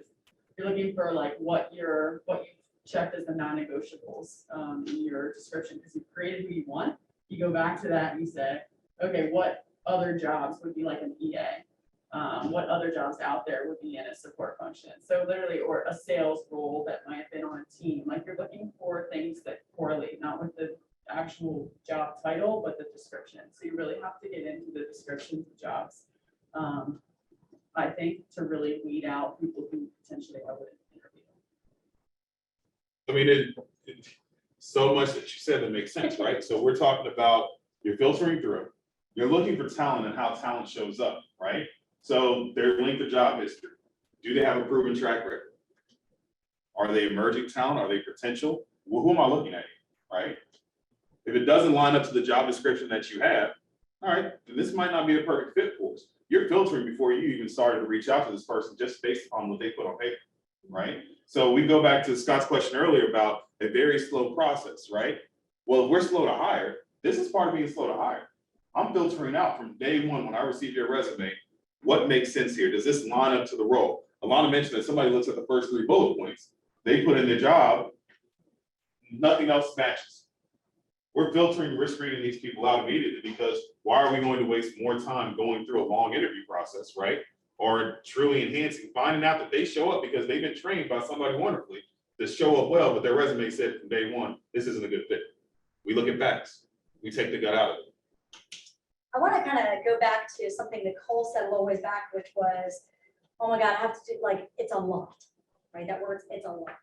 And this part of the process, number 2, can feel that way because we're like, oh my God, I have to spend all this time to go through all these candidates, to screen these people. And there's little tricks that you can do. Can I share some tricks? It's like, I'm very passionate about this, by the way, maybe because I did it for so long. So there's little tricks you can do. Number 1, Riley said something, what are you looking for in that resume as red flags and your non-negotiables? So knowing that ahead of time, right? As you're planning to hire, before you hire, what do you want those top non-negotiables to be that you want to see, right? So if you're hiring for a support role, on their resume, did they do something in a support type role? That's non-negotiable. If you're hiring in a sales type role, real estate, have they done something sales aspect wise or people and customer service related, right? Number 2, what are some red flags that you want to know ahead of time, like that you're looking for ahead of time, should I say, right? So Riley said, this is actually one that I do as well, is if it's, oh, look, they've been in position 3 months, 9 months, 6 months, 3 months, 7 months. I won't even call you, you're out. You're out. You can have the greatest 3 months, 6 months, 7 months, but you're out. Now I do have an exception to that. I'll share that in a second. Right, so what are your few red flags that you want to really key on? When you have those, it actually makes, you can sit there and schedule a 1 or 2 hour time block a week. You don't need all this crazy time. Or even 30 minutes a day That's it, so 30 minutes. to just quickly, oh, hey, I got, like when I posted for the coach job, I think in one day I got like 22 resumes. Now we think, oh my God, I have to review 22 resumes. Wonder how long that took? Anybody want to take a guess? 22 resumes to quickly look at them to decide who I'm going to set up time to call to phone screen. How long did it take me to go through 22 to decide who I want to call? 1 hour. I hear 1 hour. Do I hear anything else? Half hour. So we got 1 hour, we got a half hour. One more guess?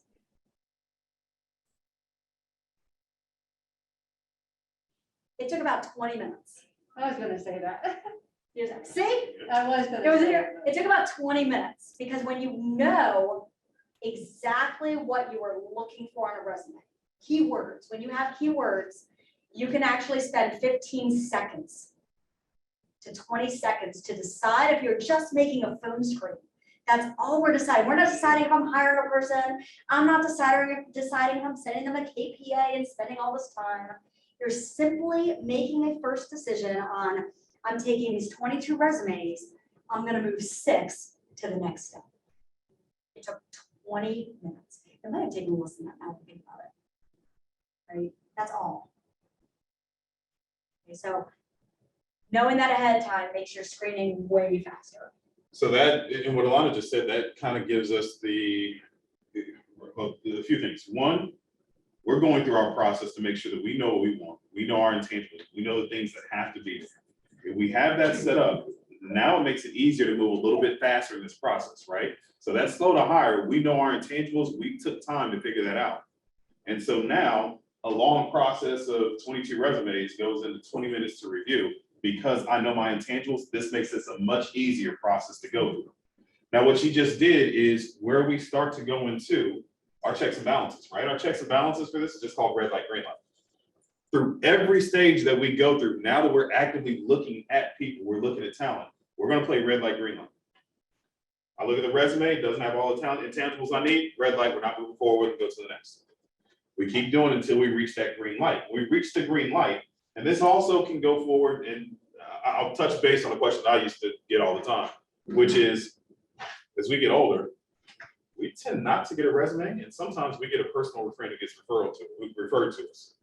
How do I start that process and go through? Because it seems like Send me we your would have missed it, right? You can say send me a resume, but I'll be honest. I did not have a resume. We had to provide our resume to, well, I had to provide my resume to get interviewed by the region to be approved to be a TA, right? I hadn't created a resume in, I can't even tell you how many years. But how did I get into other jobs? How did I get different roles? It's because you build relationships, right? You connect, you go forward. There are going to be times that somebody will come to you organically and they may not have a resume, right? If it's coming from a reliable source, then that person might just get green lighted because you trust the person that referred it to you, right? And now you're going into the screening phone call that you'll have, right? So now we've green lighted the resume or it came from a trusted referral source. Now we're going into our initial screening phone call. This initial screening phone call, most of mine last between 8 to 10 minutes. This is not an extensive interview. We're not digging deep into anything. Only thing we are doing is going through another red light, green light, find out, is there a connection? Can they articulate themselves on the phone? If I'm doing it in via Zoom or it's face-to-face, do they represent myself, my business in a way that I want it to be represented, right? Just quick touch points and checks. And then I'm going to go through and I'm going to do a quick interview process based upon what you have in your resume, or you were referred to me by a reliable source. Start to tell me about yourself. Well, systems, tools, models, right? Now, this is funny because Alana came and grabbed me and was like, all right, well, this system that I use, that I was bringing in from out of the world, she's like, yeah, well, everybody uses that. I use the STAR technique, right? The STAR technique makes it a very easy conversation. All STAR technique is, it represents having them tell you about a situation. What was their task in that situation? What action did they take? And what results came from the action that they took, right? If you use that, and honestly, you can tell them up front, make your interview process easier. Hey, I'm gonna ask a few questions about what you have in your resume, or ask about your past. I'm gonna ask it in this format, and I would love if you would answer it kind of going through these following things. Give me a situation that had occurred, what tasks were needed, what actions did you take, and what was the result, right? Now you control this interview process, right? Because our time is valuable. And so now what's a question that you can ask? You can go through one of the previous jobs and say, hey, all right, so tell me about a time when you were at Black & Decker. What was something that you did very successfully? They should give you the situation that they were in, the task they were responsible for, the actions they took to be successful, and what was the result, right? If it's somebody that you don't have a resume, now you can kind of dig in and just find out what they have in their past. How do they get referred to? And then ask them a question that's very similar so they can go through that same structure. Because guess what? If we use this tool over and over again, now it becomes sharper. It gets easier for you to hear it, easier for you to understand that this is a person to continue to move forward with, green light, or, and that doesn't make sense, red light, right? Hey, love the STAR. So Brandon showed me this morning, he had the STAR technique typed up in his notes here, and I'm like, oh my God, that's something that, like, he's like, yeah, I used it at the Marriott, I used it in this company, I used it in that company. I was like, wow, I used that when I was at the university, when I was in this company, when I was at that company. And it makes it, and we'll put the STAR technique in the chat box so you guys have it. It actually makes it very simple. What makes it easier is having your questions lined up ahead of time based on what you're looking for, right? So if you know what you're looking for, someone who is moving into a support role, what are certain questions you want to tap? What are certain things you want to pull out in the very first 3 minutes of your call, of your phone call with this person, the screen with the person, to find out a situation, a task, and their result in a support type role, right? So you have your questions lined up. You're not asking them 50 questions. This is not an hour long, it's 8 to 10 minutes max. Because you're just seeing, number one, can they answer? Did they just get taught how to write an amazing resume to look good? Or can they actually give you situations? Can they give you results? Are they sharing with you examples? Not only that, but listening to their tone. If they're going to be in a support role or sales role, pretty much any role in real estate, will they have to deal with people? If you, in the first 3 minutes of that conversation, start out, my favorite question is, called Mike, got his resume, took me 15 seconds to decide I was going to call him. Good resume. Called him up on the phone. Thanks so much for replying. Played phone tag a little bit. Finally connected. My first question was, tell me about yourself. Now I'm going to give you a little secret that Mike does not know. It's my little secret of hiring now. Do I ask that to truly learn all about Mike? The answer is no.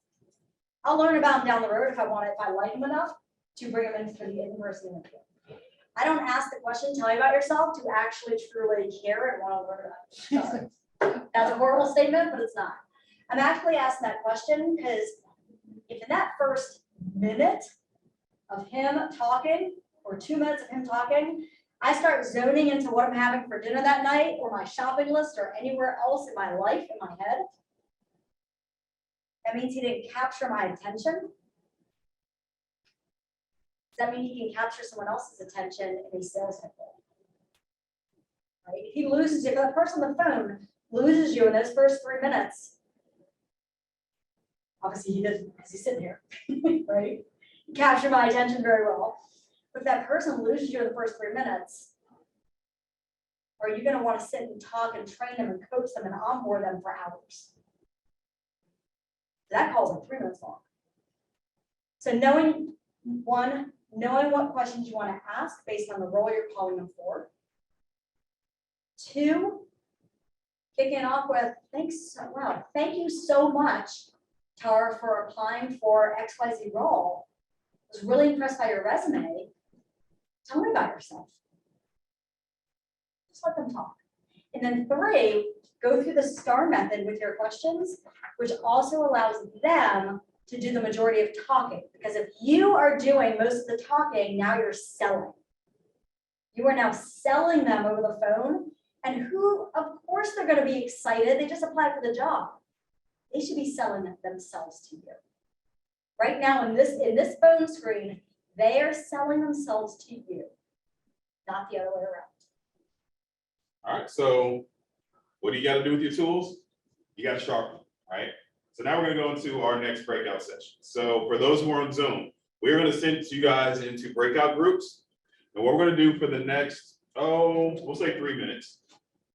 And we're going to have each person go through and just do the STAR technique to have a conversation with each other, right? So ask them about, hey, tell me about a time in your past where you were great with whatever, right? And what you're going to say is you want to find out about the situation. Have them tell you about the task that was needed.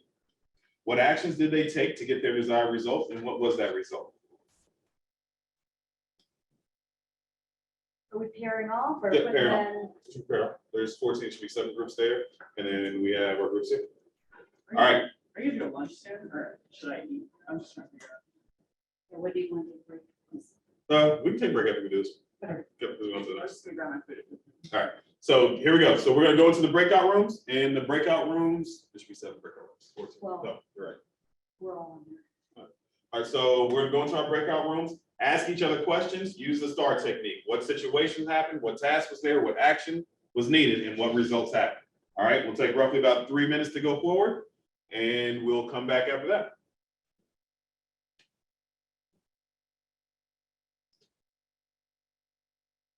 Everybody on Zoom, you've all received an invite to join a room. Please click that invite. It'll put you into a room. If you cannot participate, just stay where you are and I'll move a few people around so you get into rooms with other people.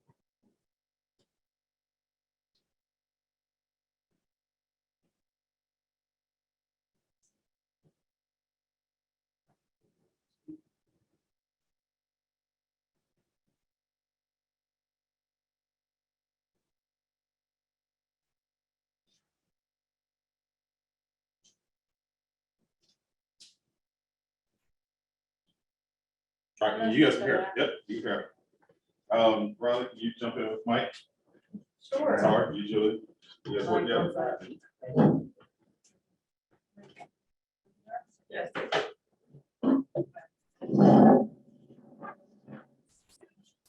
So everybody on Zoom, I'm putting people in the breakout rooms. If you have not received or you need to be put somewhere, please let me know. I'll be monitoring the rooms right now.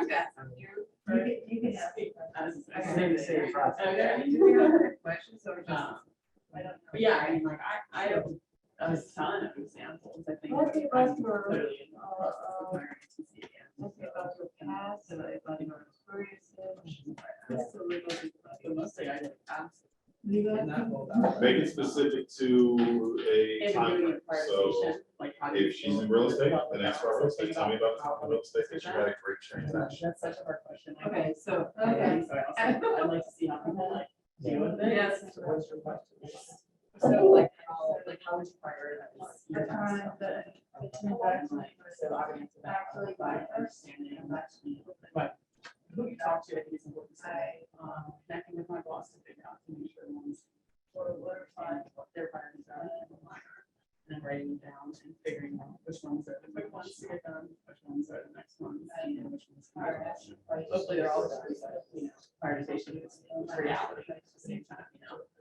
So being able to articulate is key. Being able to then understand my role and my functions of email. That can be quick, great, if it's something that I'm waiting on, something back. It's not just like understanding, but when you're doing it, I think it's really tough to like, I have no idea. What do you know? And are you able to ask questions? So a lot of it is just like the ability to ask who you are, like how, like understanding the kind of mistake process. And then moving on. So like, okay, I realized I had a prioritization that wasn't your priority. But that's probably because I didn't talk to you, or I made assumptions and didn't. So that was working through that, and learning, oh, for tomorrow, that's a priority, now I know, you know, so it's just, I think the example of inbox. That's all I did. So it could be done quick, it could be done later, it could be done in 5 minutes. So that would be the example. I don't know about you.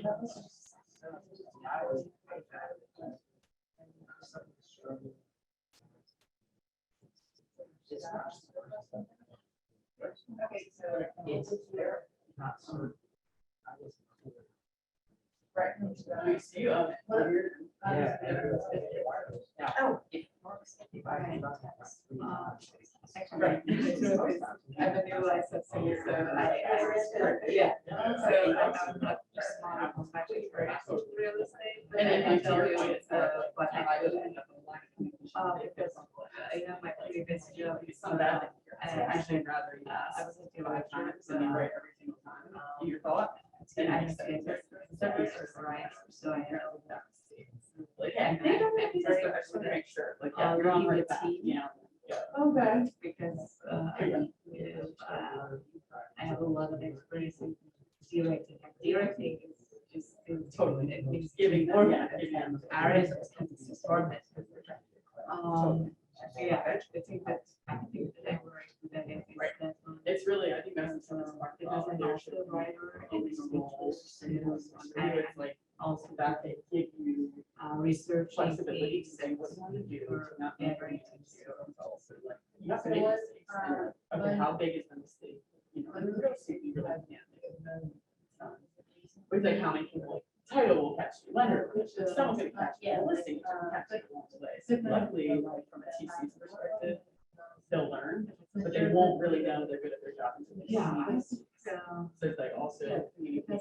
Socializing, Don't working. And it's okay. How, like, what are you gonna do through that? So that's the ambiguity, right? It's like, oh, I have 50,000 things that are done. And I have some patients that, right. Make that. when you actually do a learning, you can help people And also, how do I on make sure I don't look at it? Am I writing something down? To say, maybe okay, this is the wow, thing I'm that. never gonna do that again. Like, how did it make you feel? Yeah. Sometimes you make a few mistakes, but the same capacity over and over until you learn, but you know, I think how people deal with that are the two things and the role, not just to see, just like, this is important. Yeah.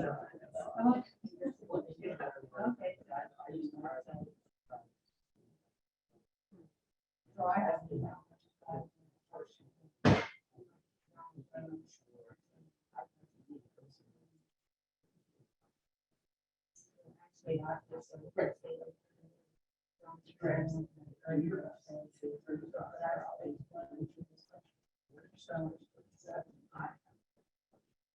Totally.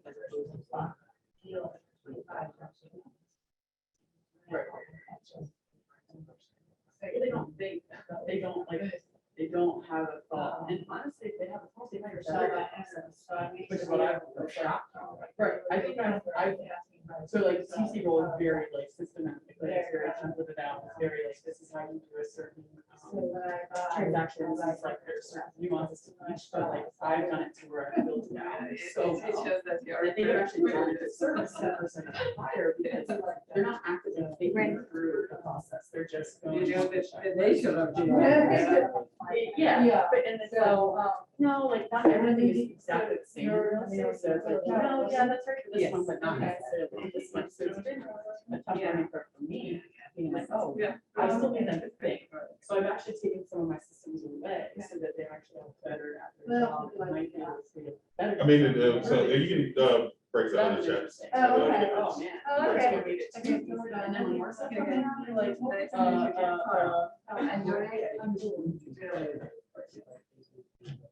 I think it's actually always cool. You. I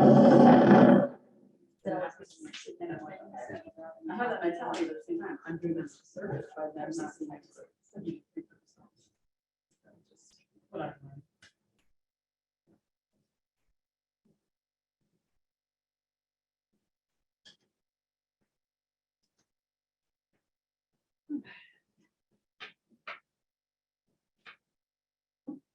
All right, everyone's coming back in.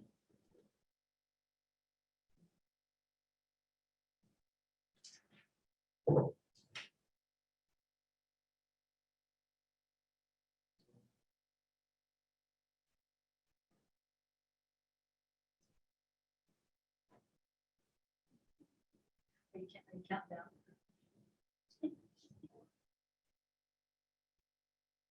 All right, so with that breakout session and going through using that STAR technique, was it easy to pull out someone's past and have them talk about a situation that's relevant to that you asked, which hopefully was relevant to the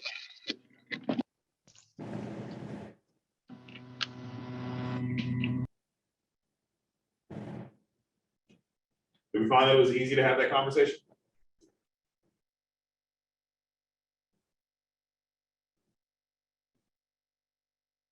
What did you get out of that process? Just going through it, what did you get? What did you take away from going through that for the last 5 minutes? I can say that just listening, because I was listening in, I got a lot of very detailed information about the person answering the question. I don't think she realized how much information she was giving me about herself just by recounting the situation and the things that she had to do and the outcome. Like, it gave me a lot more information than I would have expected. It's a proven technique, and that's absolutely true. That's the reason you go through this process, is because it lets them expand, and it lets you ask the follow-up questions without having to know what follow-up questions you need to ask, right? Give me the situation, tell me the task, what actions were taken, and typically people are going to embellish, they're going to tell their story. And then when you get the result, usually it's going to be a result that they're proud of, something that they accomplished and they did relatively well. And throughout that process, remember, this is in that initial screening call, right? We're looking for a red light and a green light. And what Andrew just said was they were able to expand and give so much information. And it's probably going to be something on that side that you can green light, because this is somebody I'll be able to have a conversation with, talk to, and get more information from. Versus the other side where we're pulling teeth to get an answer out. This might not be the perfect fit for us. Doesn't fit with what we're looking for, what we want to go with, we can red light. So this is one of those situations. This is a task. This is a way that we can screen that candidate, right? To make sure that we're slow to hire, meaning that we are doing the proper steps to go forward. Think about the time invested. We scrolled through, we previewed through the resumes, and now we've had a quick, and right now you went through one situation with them and found out just enough in that time frame. Is this enough for me to continue a process with them or not, right? So an 8 to 10 minute conversation. At the end of that screening call, this is where the KPA comes in. This is where, hey, I would like to move forward in this process.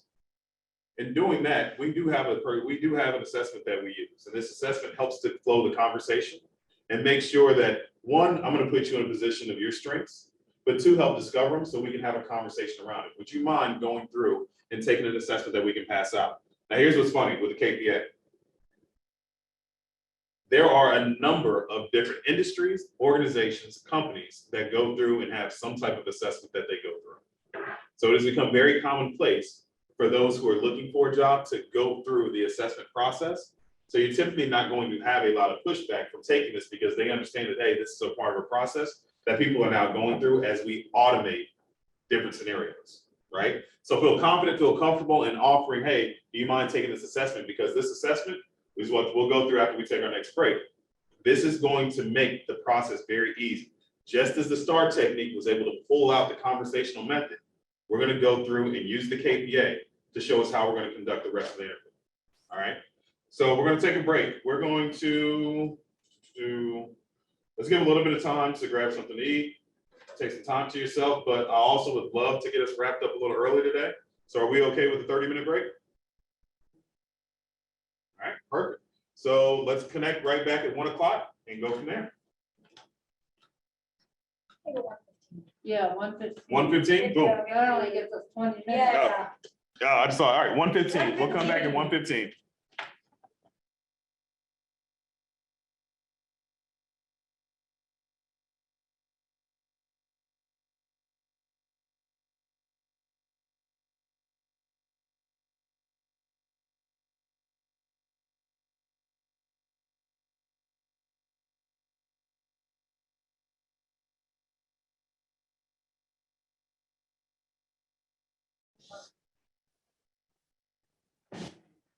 All right, all right, all right. So now we are jumping back in. Hope everyone had a great break. Got some wonderful knowledge. For those who popped in earlier, I kind of made mention, pay attention to your environment, pay attention to your surroundings, because it will give you the tools that you need to be able to take the next step. So for those who are here and saw, I pulled the Wall Street Journal this morning, didn't get a chance to read, so I started reading on my break. And one thing that was on the front page was workers quit in droves to become their own bosses. And that article is essentially saying why there's mass exodus. And I had a conversation with a couple of agents last night. And in that conversation, I'm letting them know that people, their mindset has shifted. People want that flexibility. They want the freedom. They want to be as close to an entrepreneur as possible. And especially if I can be that entrepreneur and not take on that risk, they love that role.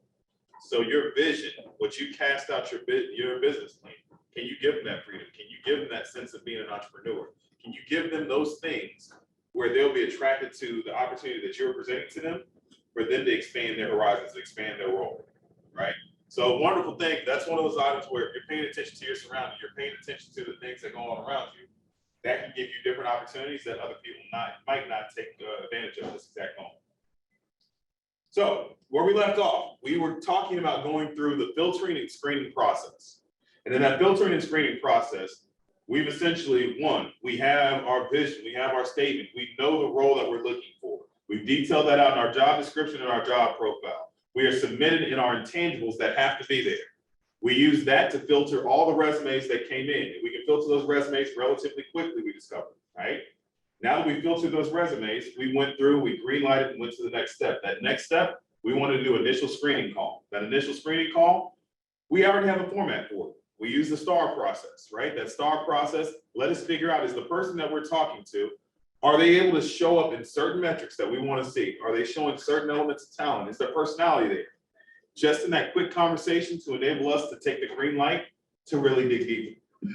Now, why do we want to keep that conversation very short? One reason being is because we want to use the tools that are available to us, right? We talked about the KPA and how great of a tool it is. We want that to do the heavy lifting. That STAR process was great to pull out some initial information, but if we have a tool that can do the heavy lifting for us, we want to use that. So now we can go through this process and not have it be a long, drawn out process, right? To not have it be excessively long. We want it to be contained. We want it to follow a process to make sure that we're making a factual decision about the person we either want to green light or we're going to have a red light with. So the next step in the interview process, right? So now we've done the initial screening. We've asked them if they wouldn't mind completing the KPA for us, right? So now what happens? You get a KPA back, right? And now you have this document. And Mike, if you want to throw in the chat, there's two things. The personal consulting guide, and then there is the personal report, right? Throw this into the chat. You're going to get a detailed analysis back. When you get this detailed analysis, Alana already told you before, she said, hey, that detailed analysis, it gives you a step-by-step guide. It's almost the interview plan for dummies. It just gives you that information necessary for you to know exactly what steps you need to take to determine if this person is going to be a good fit or not, right? So inside the chat, you're going to be receiving copies of a KPA for us to go through and review together, right? So when we have this KPA, this is the part where if you've been through it, you can say that this is an excessively long process, right? Or you can say, hey, this is going to take a little bit of time for me to figure out, hey, what do I need to do to get to the next step? Or how long are these conversations taking, right? One of the counter arguments I've heard from an agent was, man, I can go through that whole long drawn out process. They still turn out to be a dud. And now I feel like I just wasted so much of my time to bring them in. Say it again. Better on the front end than the back end. Absolutely. The time you invest up front is going to save you a whole lot more pain, heartache, and headache in the back end. But let's talk about the time that you invest up front, right? Now, I'm going to talk about it from your candidate's perspective. Right now, the only thing that the candidate has received from you is an initial screening phone call and then a request to go through and complete the KPA, right? So from their end, they feel as if, hey, this is something that might be a great opportunity for me to explore and see what's going to happen. Now that you have the KPA back, this KPA really breaks down into 4 categories for you to review, right? What these 4 categories are there your verification process. And that verification process, what you're doing is you're verifying the personality of your prospective candidate. The second is your thought process, right? You're breaking down their thought process. How are you doing that? You're gonna run through a series of 30 questions with that candidate, right? You're asking questions, you want to get an understanding of how their mind works, right? So we think about it, playing into the personality, playing into that thought process. That's going to be the first interview, in-person interview that you have with this candidate. The second interview, now you're going to dig a little bit deeper. Now you're getting into their life story. You want them to narrate their own track record. You want them to expand upon what they've done. How have they shown up in the past? What is their proven talent, right? That's what that life story is going to dig in and give. And at the same interview, you're also going to go in and you're going to dig into the motivation, right?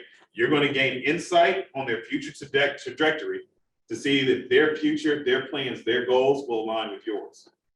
Now, mind you, a way that I always like to talk about this, and I said it earlier, is, hey, I want to see if this will help you align great with us and for us to align with you, to make sure that our futures and our current paths are connected so that we have a great relationship as we go forward. So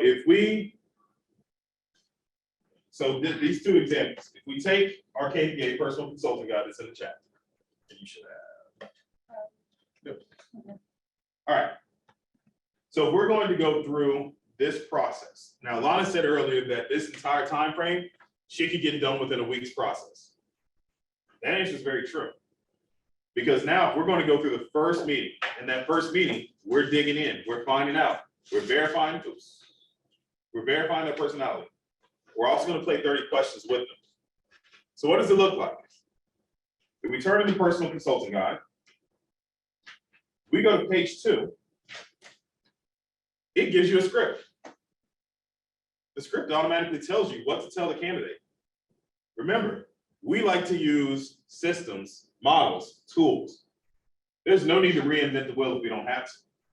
So we're simply going to welcome that candidate in, right, to go through their KPA review, to now sit down and have their first formal interview. And we're just going to thank them so much for taking the time to meet with me today. I really hope that you enjoyed taking the KPA. You know, I know the KPA is a unique assessment, but it really gives us a glimpse into your preferred style of behaviors and what type of role and environment would maximize your talents. I'm really excited to go over these results and get to know you a bit better. The key to this, just sound conversational. You really don't have to go off of the script, and it's going to come off very natural, right? So I'm going to give you guys an example. We're going to role play this together, and we're going to go through, right? We're going to do the first part of the KPA, which the first part of the KPA is going to be our first meeting. In our first meeting, we are going to go through the verification and thought process, right? Now, time frame. This meeting can be as short as an hour.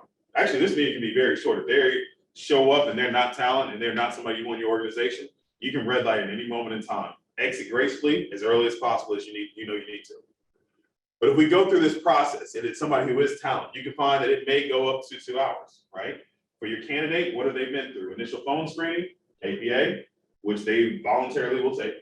And now they're coming in for their very first interview. Normal process they will go through, right? So now, Mike is one of our coaches. Mike, I want you to come up. I'm going to hand you this KPA. I'm going to ask Mike this question. Have you ever been on the question side, asking the questions of KPA? No. All right, so this will be the first time you go through.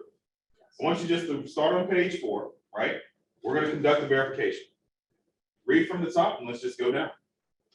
And I'll be Madison for this exam. Madison, I'm sure you're curious about the Keller personality assessment. You completed for us, and I'm excited to share the results. The report we have received describes your unique combination of skills.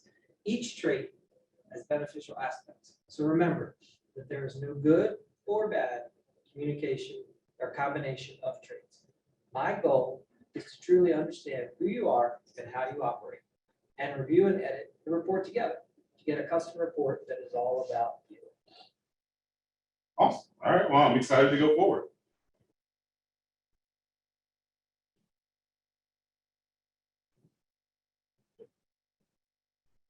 So you just let me, right? Follow instructions.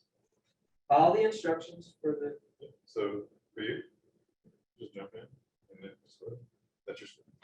You may hear certain words and phrases again and again in different contexts. No. Here is the summary of your traits. If I heard what we just verified correctly, the summary shows that you are at your best when you are able to be. So the interesting part about this is Mike's very first time reading this. And I asked him if he wouldn't mind jumping in, and I wanted him to be fresh. I didn't want him to see what he would go through. The reason being is Mike reading the script for the first time. Whenever you do that, and we all have been in this shoe, thank you so much, I appreciate you. You're nervous, you're reading something that you hadn't read before, you're reading it to, and we'll go through something else anyway. You're reading it to an audience who hasn't heard it before or hasn't heard you read this before. So there's an element of nerves that are inside of it, right? But to you, the audience, you can see Mike might have been a little bit nervous, but did it make sense? Was it something that I can understand, that I can go through? And if I've never heard it before, I'm sitting on the opposite end of the interview, I don't know different. I'm comfortable to go forward. So the point to this is, if we follow the script that's in front of us, if we use this, this will make this interview process very easy for you to now really dig into their personality and understand who they are without you having to sit there and contemplate and think, what's the next question I should be asking? Because while you're thinking that in your head, they're giving you probably some great tidbits and great information that you're now not getting a chance to listen to or dig into because you're thinking about the next step. Use your scripts. Use your tool that's in front of you to make this work, right? All right, so what I want us to do, I want to break us up into our group rooms again, right? Everybody on Zoom, can you give me a thumbs up or just confirm with me that you guys actually have the personal consulting guide that was inside of the chat?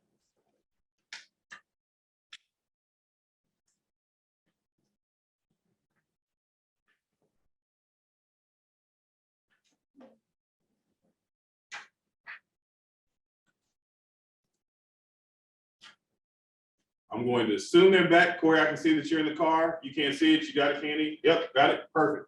All right, so I want everybody to turn to page 4. When I send you into your breakout rooms, take turns. We're going to take roughly about 10 minutes to go through this. Why 10 minutes? Because we want to sharpen our skill sets. Read through the script. So the indented version, this is the scripts that you're going to go through and read to feel confident in going through your KPA. All right. So take your turns, take the next partner, have them go through and read. We're going to sharpen our skill set with them sharpen our skill sets with this before we move forward in the KPA. All right, so I'm going to send us to our breakout rooms, and then we will take roughly 5 to 10 minutes just to go through and practice our scripts. All right.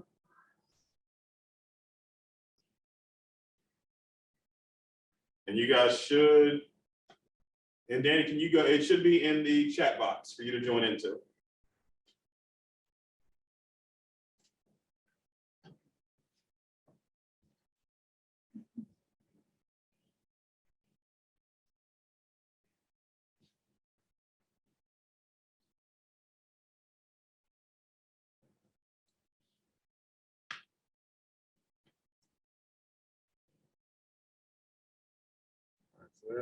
Andrea,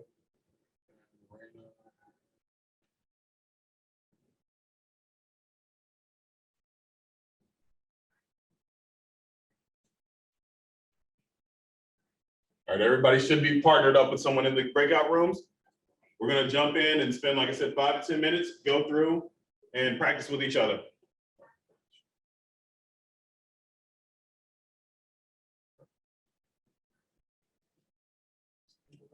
Mike, I'll have you jump in with Julia. Brad, I know you guys are experts with this. You and I? You've been my partner in crime so much. So you might as well. Oh, all right. Okay. You first to me. I don't usually go off this. Just, I thank them for taking such a long test, because I think that it's important to recognize time. I'm sure Not you're every curious about the job, whatever. personality assessment. I did it wrong. But But I was like, oh, share like 45 minutes. So I say, thank you for taking it, it's a unique personality assessment that I was Straight heads. for many years. People, Remember that there's good or bad information. The goal is to truly understand. Tell me a little bit about who you are, Gary and who's, how you you know, operate. yourself. And then I said, this is, it wasn't a skill test. To get a customer So report. how do you That's approach all certain situations based it on is who you about. are as a person. And that helps us understand how. And relate so to you our- make your certain words and phrases again and again in different contexts. We don't really go through like each individual, Looking we skip some words. That's If they, you know, we're just gonna deep dive into somebody's personality, and then you can, you know. Here's a summary of your traits. We'd love to hear whatever. And we, so it's really, really want you to be transparent as we go through this and we would like to hear our vice versa.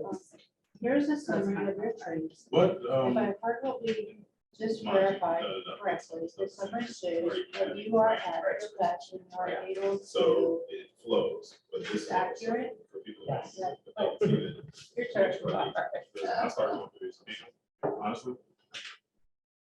I tried to just. I'm Julie. All right. sketch it up there. Yeah.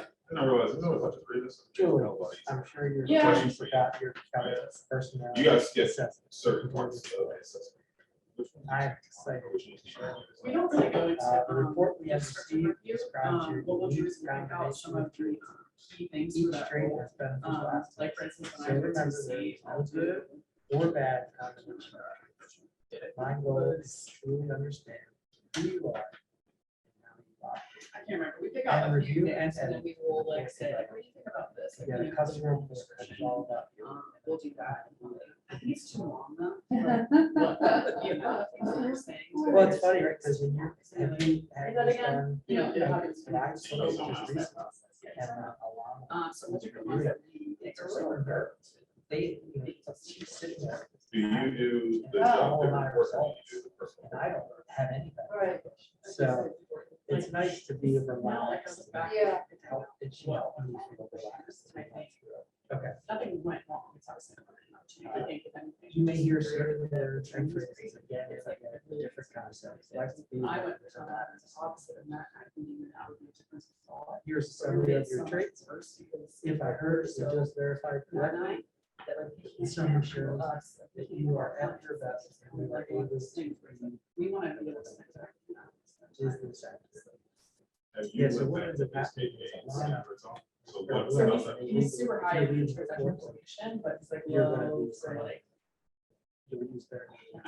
But it was like, Well, not just for that, but from the personality. Okay. She said that it doesn't we fit. knew it wasn't ours, so like, that's why we wanted it, I wanted the difference, like, I thought like, oh my god, So, like, and what yes, I'm she's great at doing what I is do, but like, maybe watching we me, don't and need Matt and I. you're asking them, is that You know, correct? maybe people want to solve that, maybe people want to Make make sure. sure some. I'm I'm not great at Really, what I honestly, do, paid attention. but that's not my. So did primary you find function, and it's that hard to it find was someone all who's right like, or? Oh, yeah, like it was, also- there was one or two things where I was like, And that's So what. once she brought him but then as she read a little. in, did Yep. he go through it? And at first I was like, I don't know, but Yeah, we did. Yeah. Workshop. Yeah, I did, I can't remember what it's called now, it's like the clip So we like something engrade ourselves. assessment. Mhm. Do you know what I'm Just talking something about? that, like, What, do you know what it's called, the clip? He. Something, my brother, Looked at the job like now, the 90s, because I kept it so like. pushed me straight on to to it. Like he just wasn't catching up. There's a disc, I know you did the IS. Right, So so it's now clip it's something. something. I can't remember what it's called, but it's a big, it's a Yeah, big it's like, thing, I know it's been around forever, but I It's can't remember what it's called right now, but it's the same kind of thing. Yeah. And it tells you, you know, about your strengths and your weakness and like What would what you? your number no, one now- is, what your number two. I would have cheaper, done or, it. my number I one. would have done it. No, I think my number three was a cheat word. I forget what number Some, one, but it's kind of neat. that. Yeah. In a like a low Really interesting. environment, and I would see how they interact with like on a personal We're used level, to like just doing getting it. to know them, like I think I would have taken time to pick with my top three, just like Just to read. met them one-on-one, not Oh, yeah. and then. At first I felt kind of uncomfortable, but then I thought, that's kind of weird, 'cause it is, it tells you word for word what you said.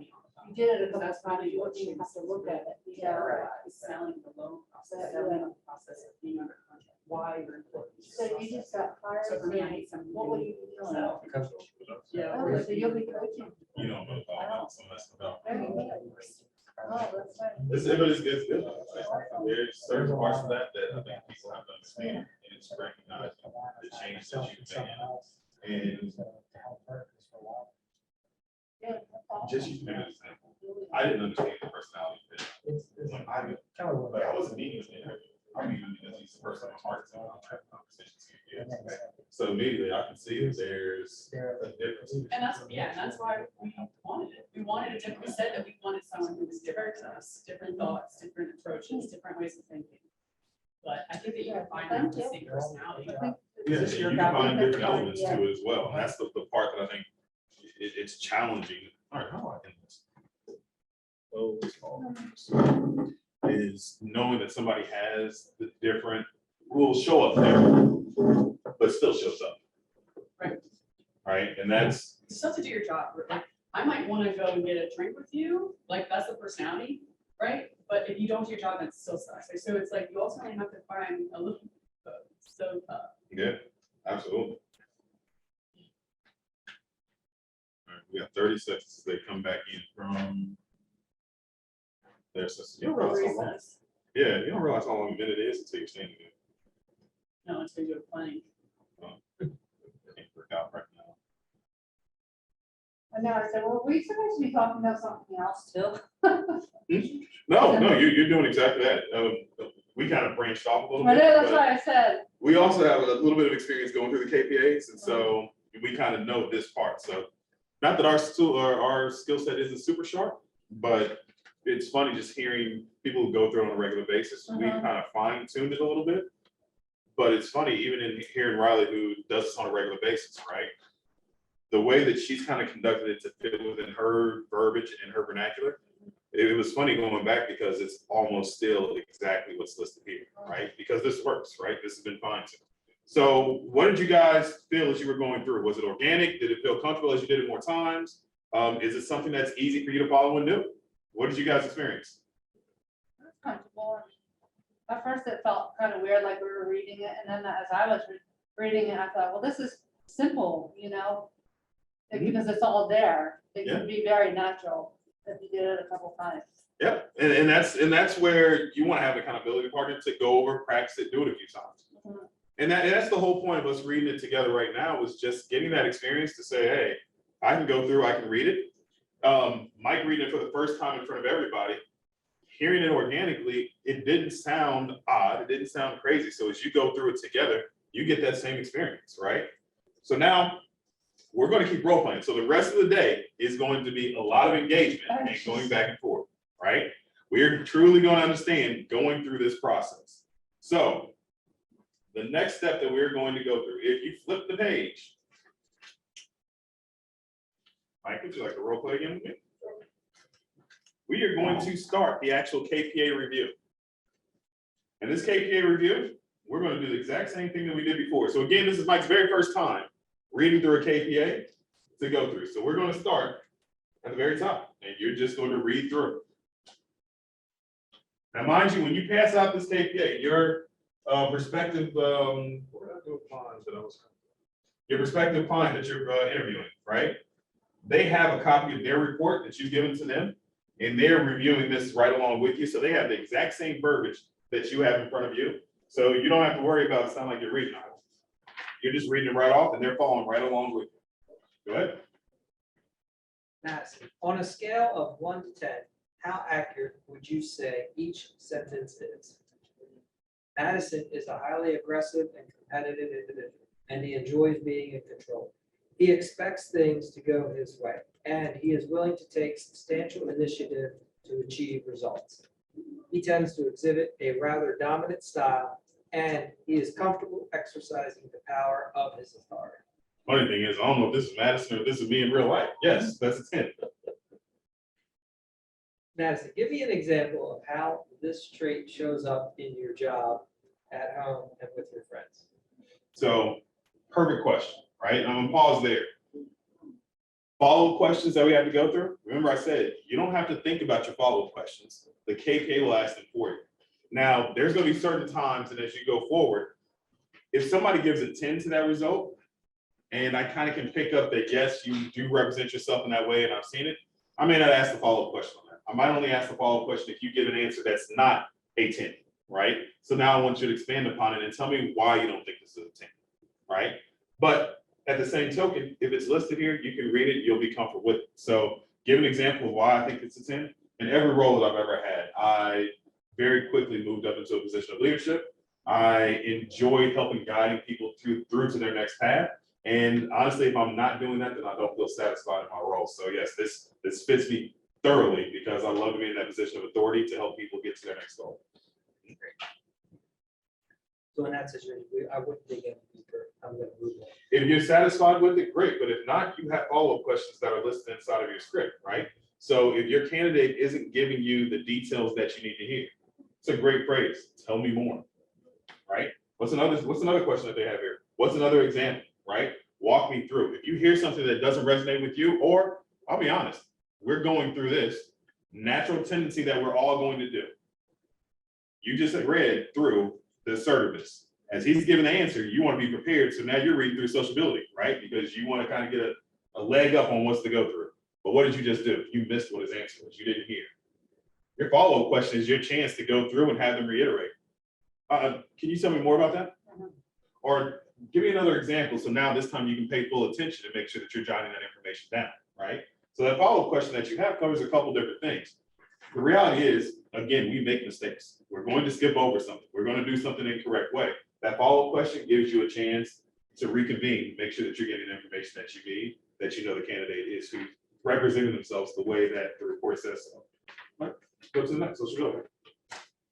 On a scale of 1 to 10, how accurate would you say each sentence is? Madison is receptive to social activity and communication, and he seeks to influence people in achievement situations. He tends to see individuals in terms of their contributions, and he avoids becoming emotionally involved. He prefers to keep relationships purposeful and objective, and he could come across as somewhat impersonal. Well, for me, I would say that is a 7. Okay. Give me an example of how this trait would show up with your friends. I'm gonna pause right there. Remember, I kind of go, but if somebody doesn't give me a 10 and they give me something lower, I want to acknowledge the number that they provide, right? So you tell me that it's a 7 versus a 10. Now I am contradicting what I showed up on when I did the report. Interesting that you say it's 7. You don't say interesting. Just, okay, why do you think it's a 7? Okay. That's the first immediate response that I would give. Why do you think that's a 7? Right? So me volunteering answers. You know what? I am a little bit more personal, right? I like to build that relationship and go forward. However, I don't like to become emotionally involved. So everything else was accurate to me, except for coming across somewhat impersonal. I like to build a better relationship, right? Now you can go into that follow-up, right? Now you can dig in a little bit more. But acknowledge the number that they give, because that number is going to tell you a few things, right? So people that I've gone through, I've had people who literally try to give me the exact opposite answer for everything that's here. And what their KPA said is that they are very combative and they don't take authority and they don't take structure well. And the fact that they disagree with everything that was on the report, they confirmed the report for me, right? So it's one of those things that I can see that, all right, even though you don't believe that, your KPA said this is exactly what you would do, right? I built out software, well, I'm building out software. And in some of the software I'm building out, I can use the KPA as an example. I actually provided the software company my KPA so they know who they were dealing with as we go through and we have conversations. And the guy's like, I've never actually read this and never had somebody voluntarily give it to me. And I wish Alana was here because Alana was sitting in that meeting. And as we're going through the software development and we're talking about the different things that should be created, well, my KPA says that I like to get my hands into it, like to get hands on and like to figure it out from that aspect. Immediately sitting around the table, I'm the very first person, and just as you saw before, I'm getting antsy, I have to jump in, I have to say something. I immediately go up, I take over their whiteboard, now I'm drawing now what they're trying to tell me so I can see it. And the guy was like, I had no idea this report was that accurate. He was like, I was kind of waiting to see when you would jump in and get involved, and it didn't take long because you show up exactly as your KPA says. This goes back to, if you have a team, you have a culture, you have an environment, this is your playbook. This KPA is going to let you know how to communicate with your team. So in this example, if Madison ends up being hired, they get green lighted the whole way through. Do you now throw this KPA away? Or do you hold on to it? Do you give them a copy as well so they can review through and they can see exactly how you show up, how they show up? And then when you have a moment of conflict, you guys can both work together, right? So this is what this KPA will go through. So we're going to go through our next breakout session. Our next breakout session, we're going to start on page 4, all right? we're gonna go through, I want you to go through at least 2 sections of the behavior strengths. And then I want you to switch with your partner and then let them go through a few sections, all right? So we're starting on page 4. We're gonna go through behavior strengths. I'm gonna go ahead and set up the breakout rooms again. Page 4 again? Yep, we're on page 4. It should be page 4. I'm sorry, page 5. Sorry, page 5. Okay. Page 5.